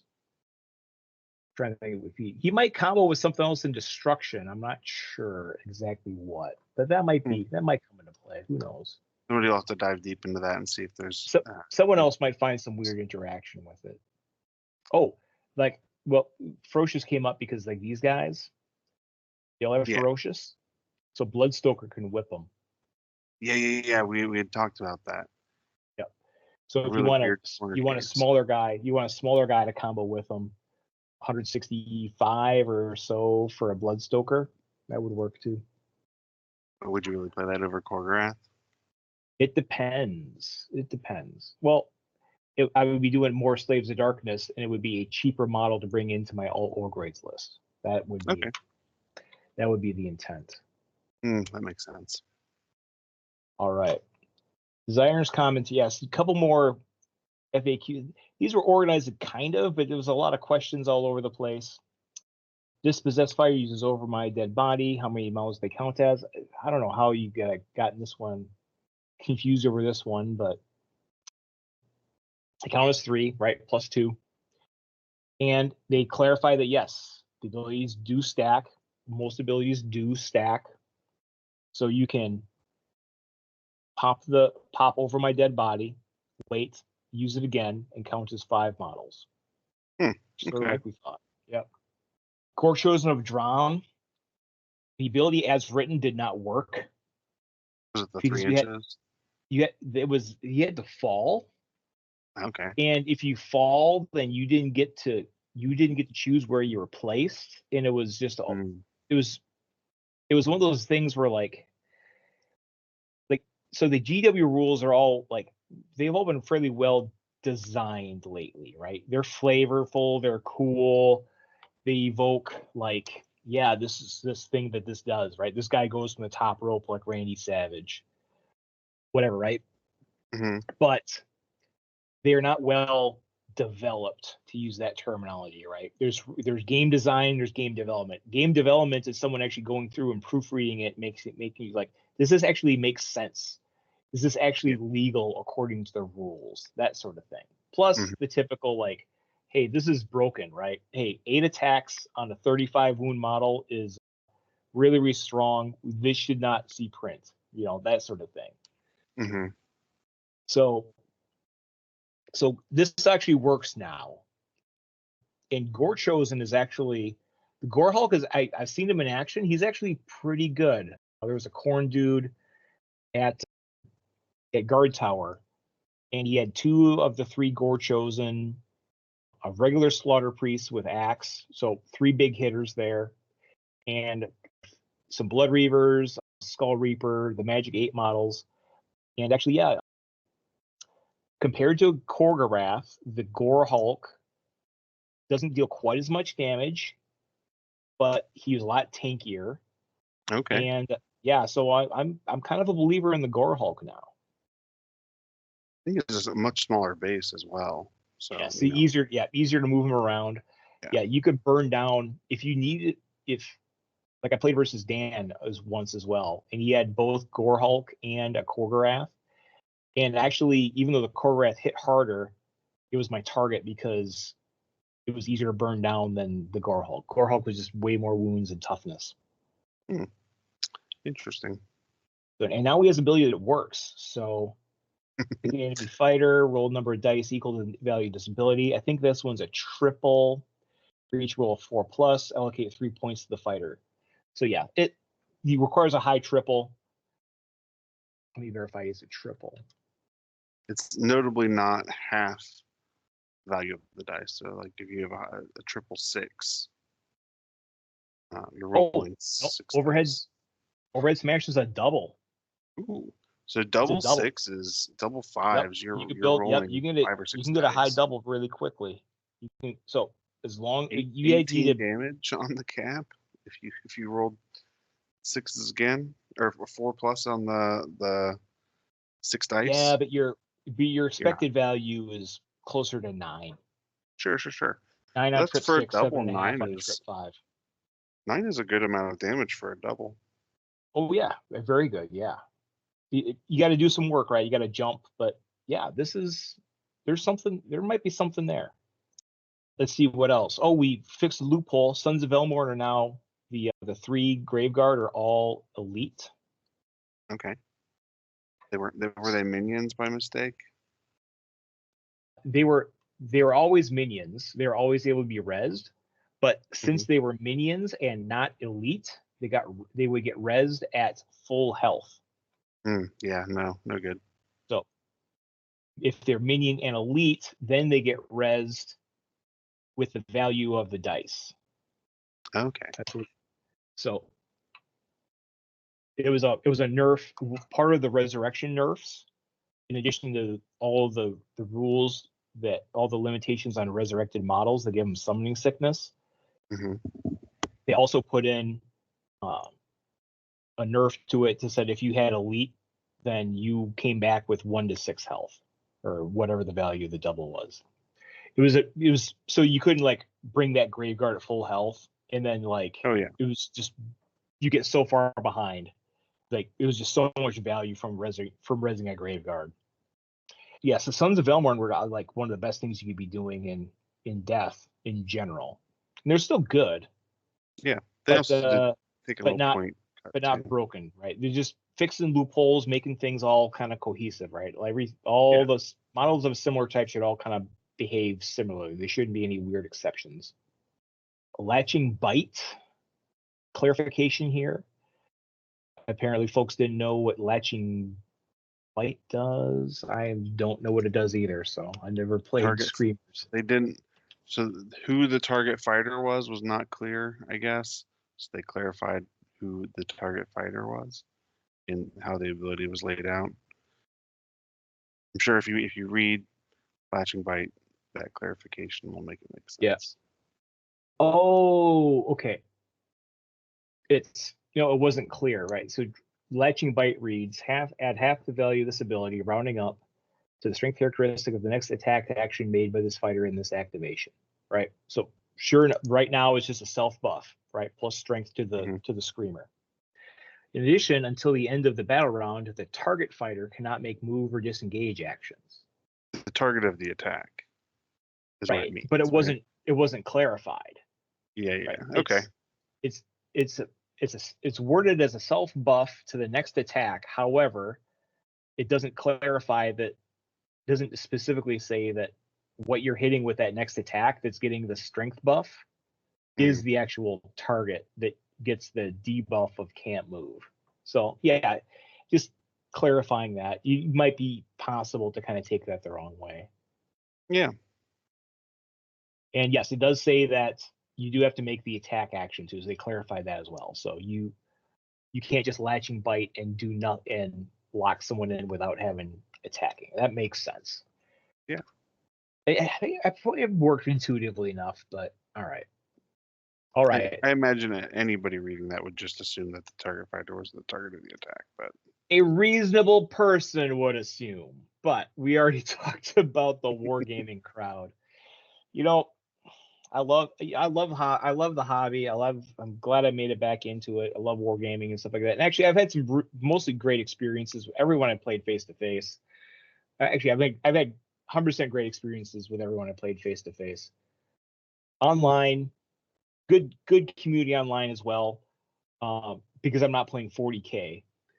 But but the wargaming community has a reputation, right? Like the worst part about playing war games is sometimes the people. Like, not gonna lie, like 40K people, yeah, I can tell you stories. Anyway, all right. Points. Here we go. Points updates. Look at that. K-Knight Shadow Stalkers. Points decreases here. Modest ones, right? Yeah. So we made them good. And we got points decreases on all the Skinks and Hunters of Hawanchi. Makes them less bad than, or makes them competitive with Hawanchi's Claw. Skink Handlers went down in price. Kixie Taka went up in price. That's he was the go-to cheap leader. Yeah. So now so now you're kind of breaking the. You're kind of making it you're kind of adding a little extra tax to getting like the cheap skinks to buff up your numbers. So interestingly enough, so they kind of unwound some of these, you know, the high speed tax on a handful of factions, right? Like Knights. We saw them kind of do that with the Dark Elves in the new cities of Sigmar. They're actually fairly reasonably priced for move 5s. I'm surprised that they didn't do a pass on Daughters of Cain or Lumineth as well, to try to bring them all kind of down as well. So maybe there's another pass going on. I don't know, but it's a good start. Obviously, Knight Shadowsuckers were at the bottom of the barrel and the first to get a buff like this. Yeah. On the other side of the swing, we do have the Kharadron Overlords are getting a pretty wide swath of plus 10s, plus 15s, and plus even a plus 20 there for the Gunderstock with the Aether Cannon. So if I had to describe an overarching what these point changes are, is chaff got more expensive where it was overpowered, and heavy hitters got their prices increased accordingly as well. Yeah, we'll see the pattern, right? Like everything, all the chaff that was in like the 50-point range was 55-point range was obviously way too good. Way too good. And so now what you're going to see is all the chaff is mostly in the 60-point range with a couple. 55 is still lower than most chaff. And there's some 50-point chaff as well, but it's like zombies and skeletons, like the weakest. No, they went to 62. I think they went to 62. Did they? Nope, 50. They were 40 before. That's why. They were even cheaper before. Yeah, we'll talk about them. You know what? And also, props to them, because they actually showed not only the points, but then also the change, right? You can actually that's very helpful. Like, because 40K does this, right? They'll put a new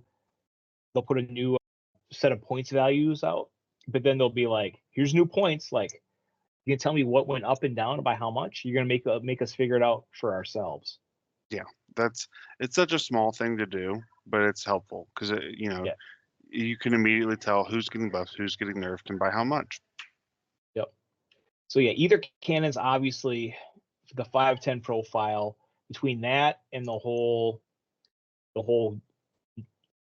nerf to fight for profit. So I don't know if the reign of terror is over. They're going to definitely look different, right? The Admiral, they're not going to be the S tier gods that they kind of were. They were destroying anybody who was unprepared for them. And I think it was one of those deals. It might have been one of those deals where like someone could be like, yeah, I got a good matchup versus Kharadron Overlords, right? But then they like play them and they still lose. Yeah. Right. You have to play versus them in a very specific way. Yeah. Maybe get lucky. That sort of it's like a Magic, right? If someone says, "Oh yeah, I got a great Magic versus Delver. I smashed Delver," right? And they still lose a Delver. Yeah.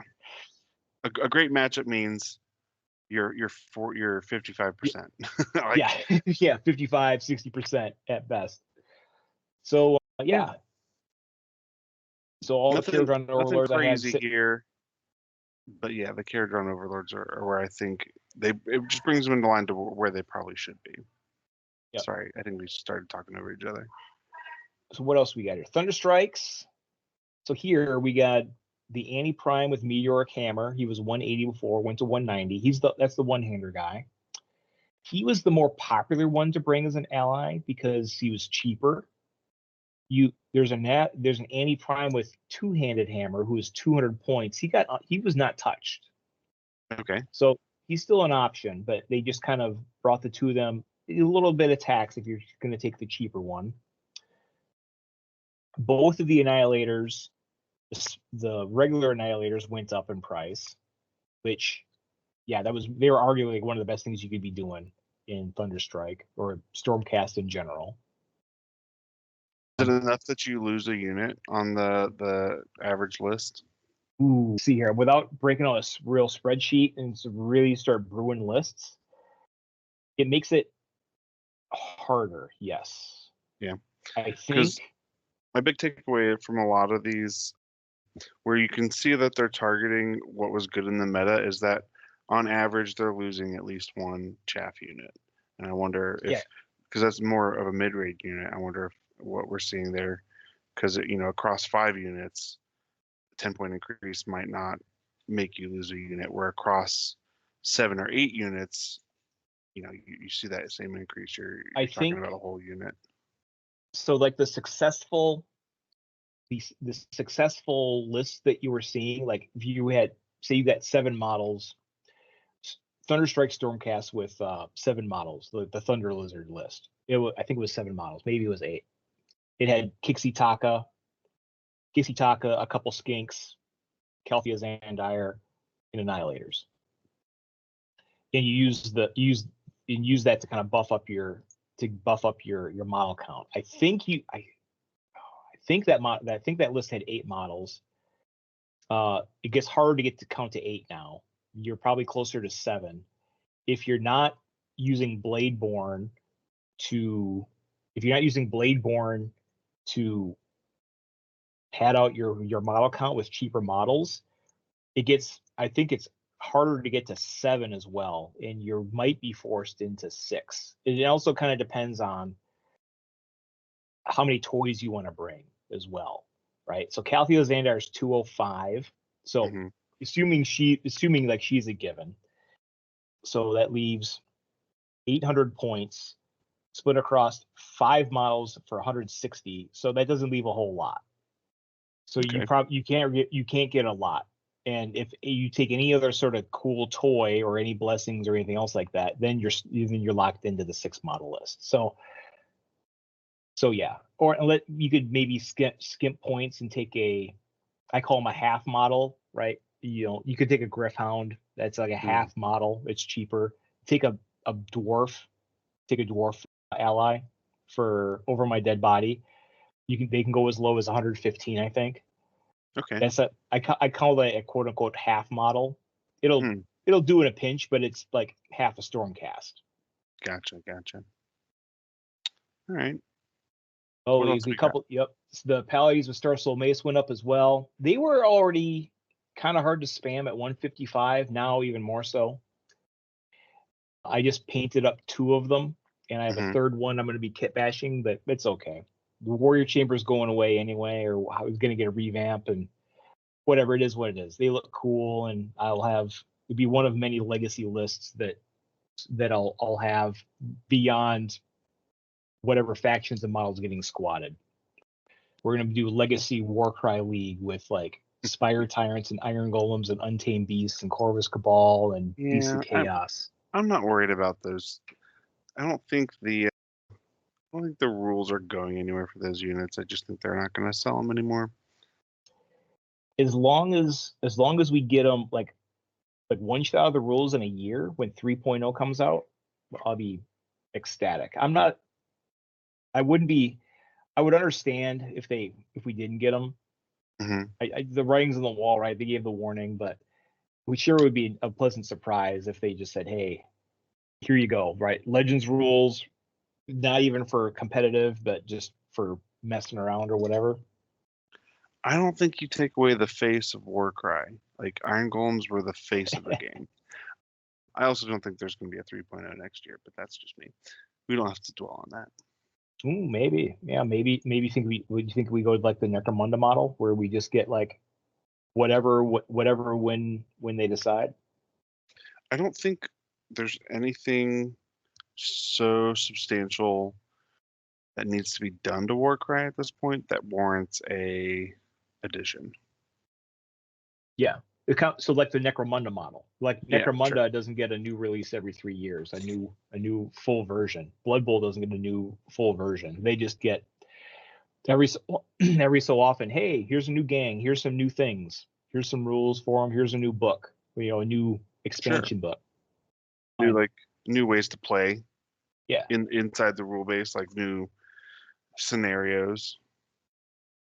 What if somebody came up with a way to play a double-sized game of Warcry? Called it Big Cry. That'd be really cool. They're doing that. It's called Spearhead. Yeah, that's true. Yeah, man. Yeah, Dayton Spearhead Club. It does not have the same ring. It does not. Yeah. Okay, what we got for Chaos? Chaos. All right. So This one seemed, even though like Chaos is the biggest, the biggest Grand Alliance, it's actually, I think, like the smallest and the simplest updates. You have your two large allies, your Fomoroid Crusher and your Ogreid Myrmidon. You're getting a modest points increase. 10 points is not doesn't kill breaking them. the bank. If you're gonna play them, you're still gonna play them. Yeah. You just got to pay a little more. 305, 300, 305 if you're blessing them.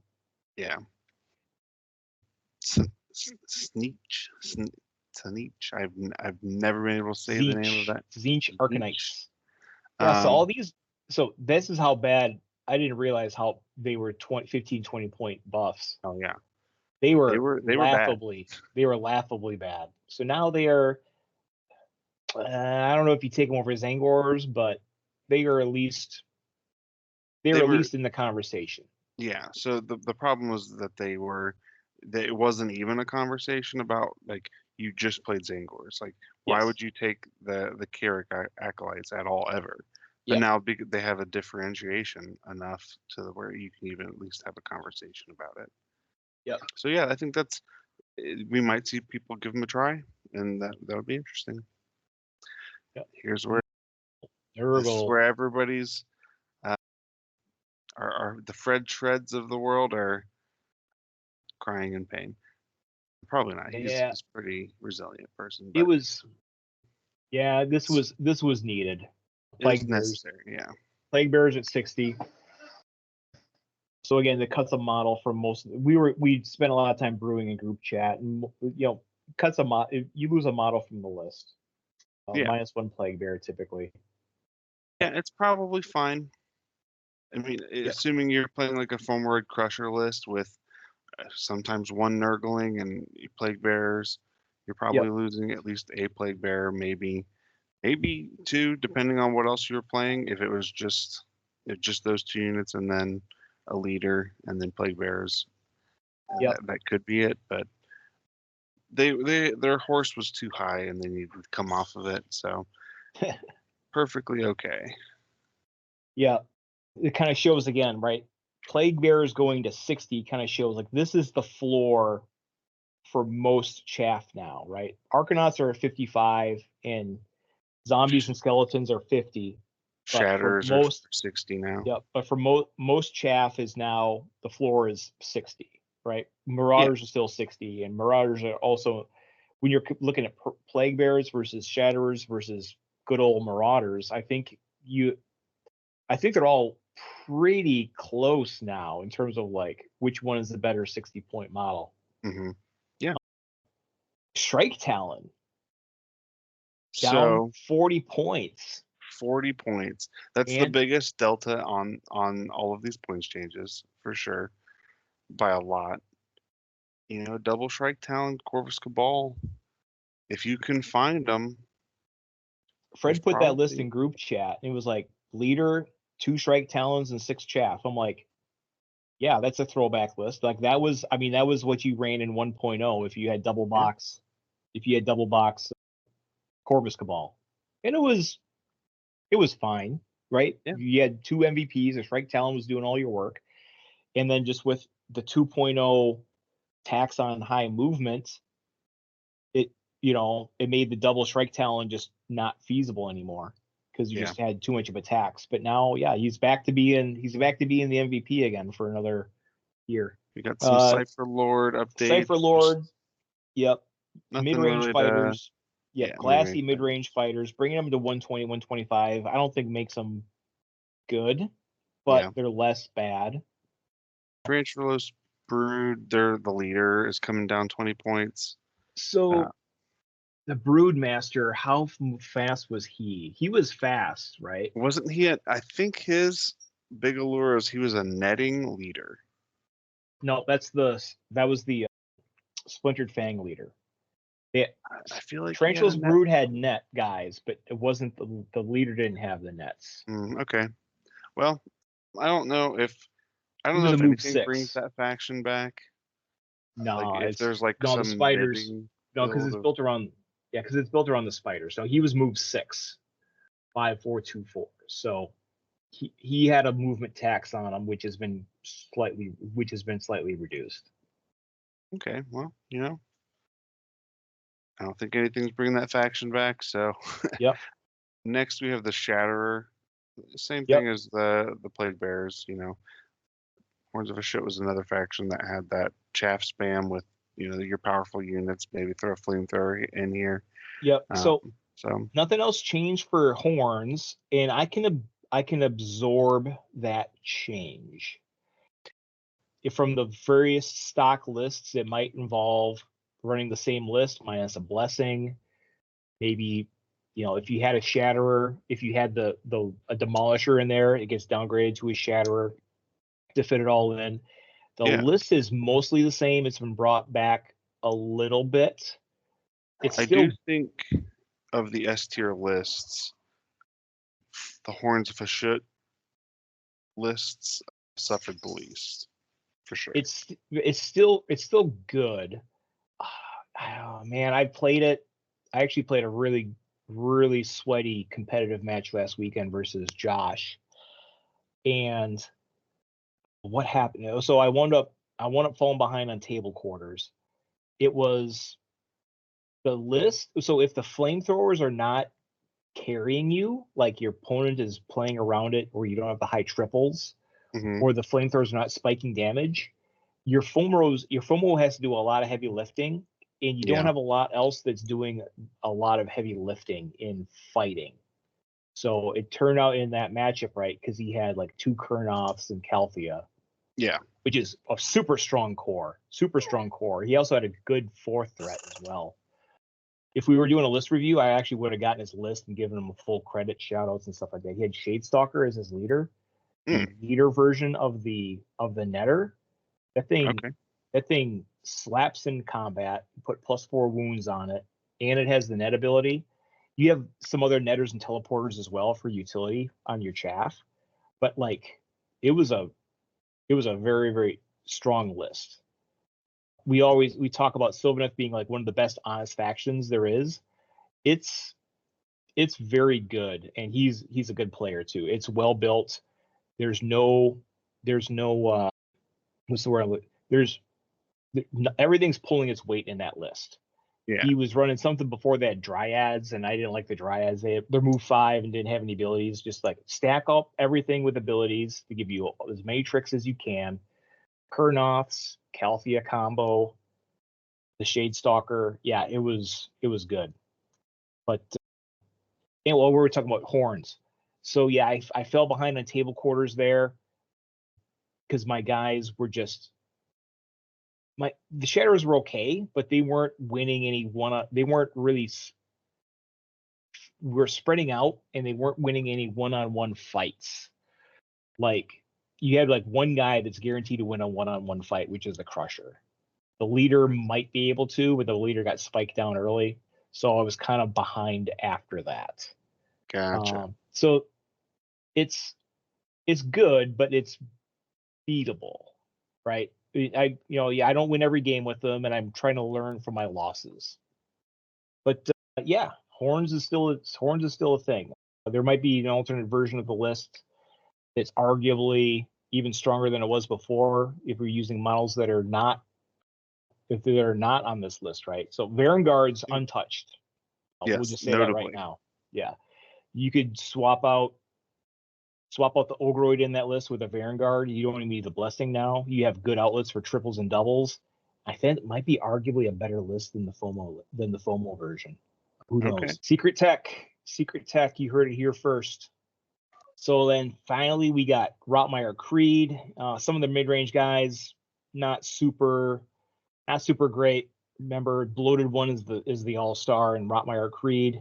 There wasn't any reason to take this middle guy, more than Bloated Ones and Chaff. These guys might be worth it. They have nets. I don't know. it's worth a shot. And finally, Claws of Karanak. At least it's something. Hound of Wrath going to 170 makes it fairly reasonable. Trying to think, how does it compare to a Flesh Hound? It is cheaper than a Flesh Hound now, because Flesh Hounds are 185. And so these are fightier than Flesh Hounds, and they're cheaper. So okay, there might be something to this. Cheaper Flesh Hounds. They don't have the charge ability, but from a stats wise, there might be strong enough stats wise to maybe make them worth looking at. Again, this is a bottom of the barrel warband. That really needs some help. So maybe this kind of brings them out of the basement. 2 slides left. Yep. So Skirgan Truebait's Curse Blow. Oh, that's the other fast mover dude. So he got a little bit of a points buff. It's down 10. I mean, they were not great anyway. I think this is just kind of an overall, like, maybe not an overall relaxing of the movement tax, but at least for selected models, right? Because they had the Flesh Hounds and stuff. I think if they do that, right, I kind of wish they weren't. See, this kind of leads me to believe that, like, if there was an algorithm, they've kind of abandoned that now, and they're kind of just doing it, picking and choosing. Like, all right, let's knock this one down. Let's knock this one down. Just drop the tax on it. Well, you can probably apply an algorithm at the beginning of an edition. For like, hey, here's our baseline, and then figure out how you things adjust. Yep, and then figures out, because and again, there's a whole art to it, right? And I really like what they did here in terms of like +5, -5, +10, -10 for the most part, right? You don't want to like go. You don't want to like change everything. You're just going to selectively pick and choose, and then see what happens, and then selectively pick and choose again, and just turn the knobs a little bit, because you don't want to overcorrect. Yeah, and I think what we're seeing, you mentioned movement. I think we did see movement was paramount in 1.0, right? Like if you could move, you would win. And then we saw movement become the most cost-based stat for a fighter. But I think they went a little heavy-handed on some things. So you would see fighters with other stats that are terrible, no other good stats, but just high movement, be extremely high costed. And I think that they were, just too much was based on the movement, and other things weren't getting the full weight that they deserved. So on that note, right? So big news here for the Night Hunt, right? 70-point chain rasps. Yeah, there could be something there with 70-point chaff that flies, even if it's squishy, it flying. Yeah, man, there might be something there. It gets to where you need to go. And you have some point decreases across the other ones too, right? Knight of Shrouds at 170. Knight of Shrouds on Steed at 250. And this is what I get for not actually building the whole slide deck, but Knight of Shrouds at 170. He's a flying, or he's a non-flying, or no, they all fly. He's a slow flying 4424 for 170. Knight of Shrouds on Ethereal Steed, fast flying 4424 for 250, down from 190 and 270. Yeah, those guys were definitely way too expensive for what you got before, right? No one's gonna want to pay 270 for a 4424, no matter how fast it goes. Yeah, that's awful. So this brings them reasonably, right? And again, move 10 flyers were some of the highest taxed ones. Dreadblade Hero still at 235. Understandable. He was like one of the ones that actually was seeing play. Yeah. So again, I'm really interested to see what happens with this, right? I don't know if they're going to be like winning leagues and tournaments, but we might see them. We might see them get some 3-1s and get some results. Yeah, be interesting to see. Now we have Bone Reapers and Grave Lords. Yep. So OBR here, you can see right there, chaff again. 60 being the floor for most chaff now. The Soulbite Gravelord exception. Yep.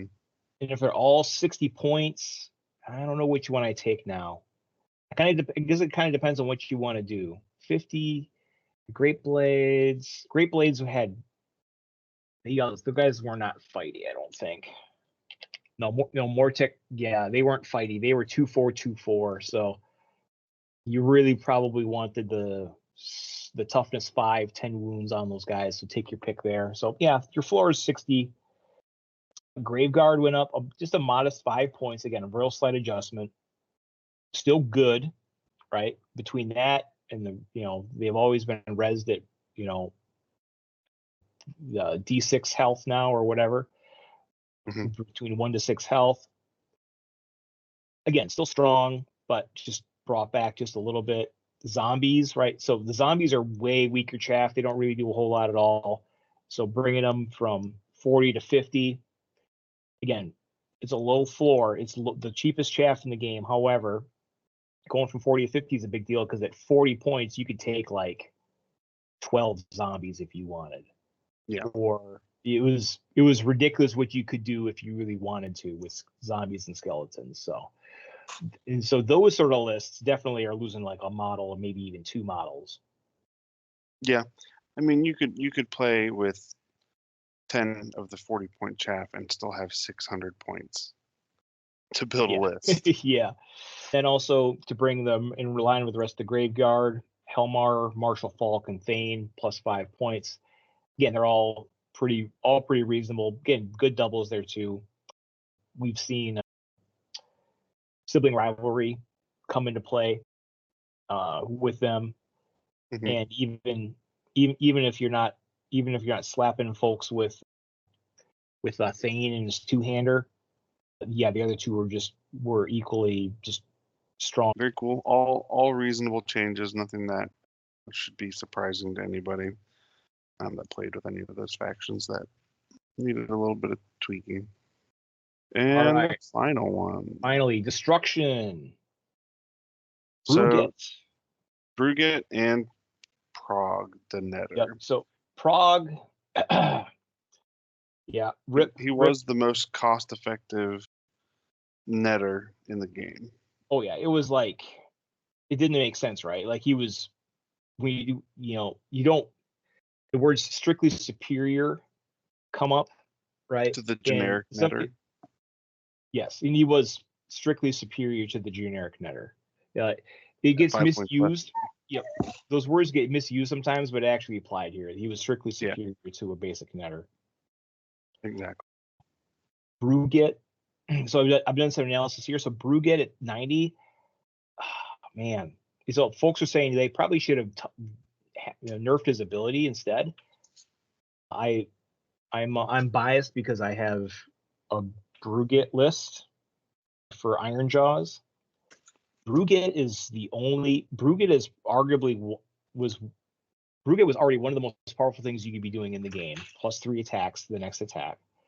It is still one of the most powerful attacks, or still one of the most powerful things you'd be doing in the game because it was untouched. Even more so than I think you could argue between Fight for Profit and Brugget buff, the Loonstein potion being the best attack buff in the game. Now Brugget is easily the best attack buff in the game. Still at 90 points? I mean, it doesn't matter what the points are, right? I'm just talking in a vacuum, right? Plus 3 attacks, there's nothing comparable to it, right? Because there's no plus 2 attack bubbles anymore. Every plus 2 attack bubble is gone now. So do you think that's something that they're going to eventually handle as Brugget? I think they gave it plus 20 points for a reason because it was obviously way too good. I was running double Brugget, and that list was smashing. I definitely have one sitting waiting to be painted for my Destruction Soup list, which I think I didn't lose anything. So, I think my list could come out really. Oh yeah, you were right. Yeah, you were right in the middle anyway. Yeah. They didn't hit a lot of stuff here. They only hit some of the Titans out of Ogre Maw tribes, right? The Tyrant, Gutlord, Crusher, Quiv was also arguably maybe not strictly superior, but he was like very, very good compared to what you normally get for a Noblar. Like people were taking Quiv over a regular Noblar, even when they didn't have Hrothgorn. And then Ironjaws. So this is puzzling too. Again, this is an Ironjaws player. Someone's been playing a lot of Ironjaws lately. So Hardboy boss with Choppas went up 5 points. So that was reasonable, right? He was really good, and he's still really good at 140. The Ardboy with Choppas went up 5 points. Okay, there's 2 other Ardboy profiles that didn't get touched. I don't know why. Like the dual wield Ardboy was like the one that I was not using. Like, I was using a mix of shields and 2-handed weapons in various situations, trying to see what felt the best. So they got untouched. Like, I think that speaks to what they value. Again, if speed is highly valued, I think toughness is one of the more undervalued stats. So, no, the Ardboy with Choppas, the dual wield Ardboy was like 4414. Okay. The one with the extra toughness was 3414. The 2-handed weapon guy, the 2-hander, was 3424. So in my analysis, the dual wielding one was the worst of the bunch. I think I built one and painted one, but I never intended on using it. I just had an extra Ardboy chassis. So they nerfed the one that I was not thought was the worst. Yeah, maybe they're just doing different math than we are. I don't know. It's I think some of the real analysis to be done here is not what went up and down, but what didn't get touched. Yeah, because that's what didn't get touched. If it was already semi good and didn't get touched, then you know that it's top of the line now. So likewise, brute boss with boss Choppa. The 2 brute bosses went up 10 points. Okay, I was running a brute boss, and so there's an extra tax on that. The other brutes didn't get touched. Arguably, the best brute out there is the 175 point brute with the Gore Haka. Good no. Yeah. Gore Choppa. The range 2 thing with like a 3/6 damage profile. I was running 2 of those. 8 didn't get touched. So a lot of that stuff I was running for Ironjaws didn't get touched. The Brugits got hit. Maybe not enough. My Ardboys didn't get hit. I was running a boss. You know what else didn't get touched? All of Cruel Boys and all of Bone Splitters? No, tell me. No, like Cruel Boys is, Cruel Boys is fine. No, Mega Boss didn't get hit. Okay. Mega Boss didn't go up, and it's art. So, yeah, I have a new list right now. I'm just going to swap out Brute Boss to Mega Boss, swap some points around. I lose a model, but I'm still at 8 models, and that's going to be what I test. 8 models for Ironjaws seems like a fine place to be. Yeah, I had 9 before. 9 felt really nice, but even 8 is fine. And arguably now I have a Titan. Yeah, Brugits and Gore Choppas, and then access to a Mega Boss. The Mega Boss doesn't even need a Brugit, but then like in the middle of the game, if he happens to if the battle flows in such a way that the Mega Boss can get a Brugit, or you could steer the battle in such a way where you do that, then you could just take out anything one-on-one with him. Oh yeah, I'm looking forward to playing that some. Yeah. The Destruction warbands all seem like they're coming out of this pretty okay. I do think it's interesting that they just chose not to do anything with Cruel Boys or Bone Splitters at all, though. As the person who bought in a bunch of Bone Splitters. That's right. I forgot about that one too. He picked all the winners.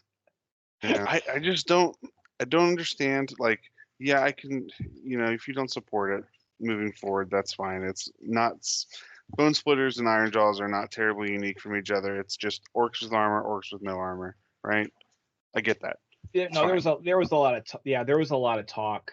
I mean, from the whole announcement from the AOS community and folks that were paying attention, they saw the writing on the wall that it was a legacy for for Bone Splitters, it was a legacy thing. It was a joke, and no one was really surprised that it got no models, no AOS support period in the entire AOS timeline up until now. So it's not surprising to see them go. People were more upset about Beast of Chaos getting relegated to Old World. Yeah, that makes sense that people would be upset about that. Because they did that. Yeah, because they did didn't support spend them. the time on points for either one of those. Like, I don't believe that there was nothing you couldn't, move one way or the other for either Cruel Boys or Bone Splitters. No, this wasn't exhaustive though. Remember, we already kind of talked about, right? They hammered down some stuff at the top and they pulled up some stuff at the bottom.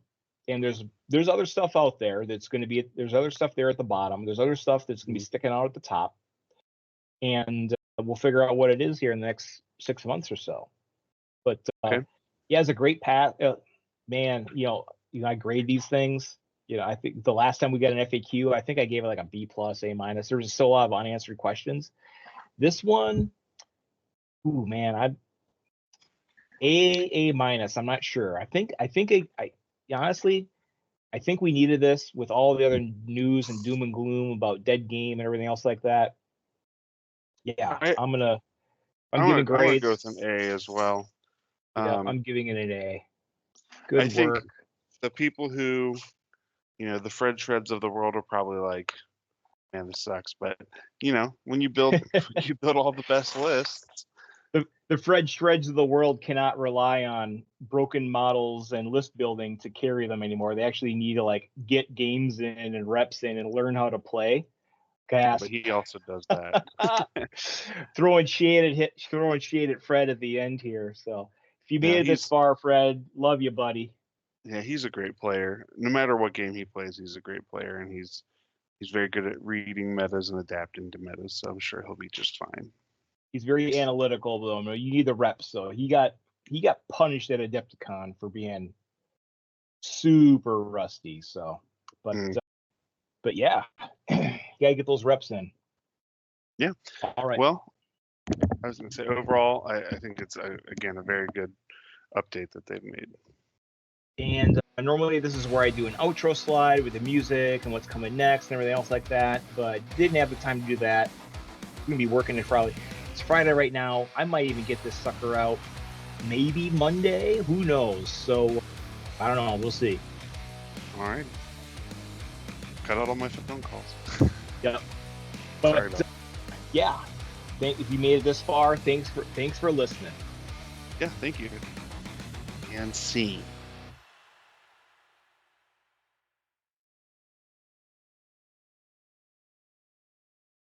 Can we pause real quick? My wife's calling me.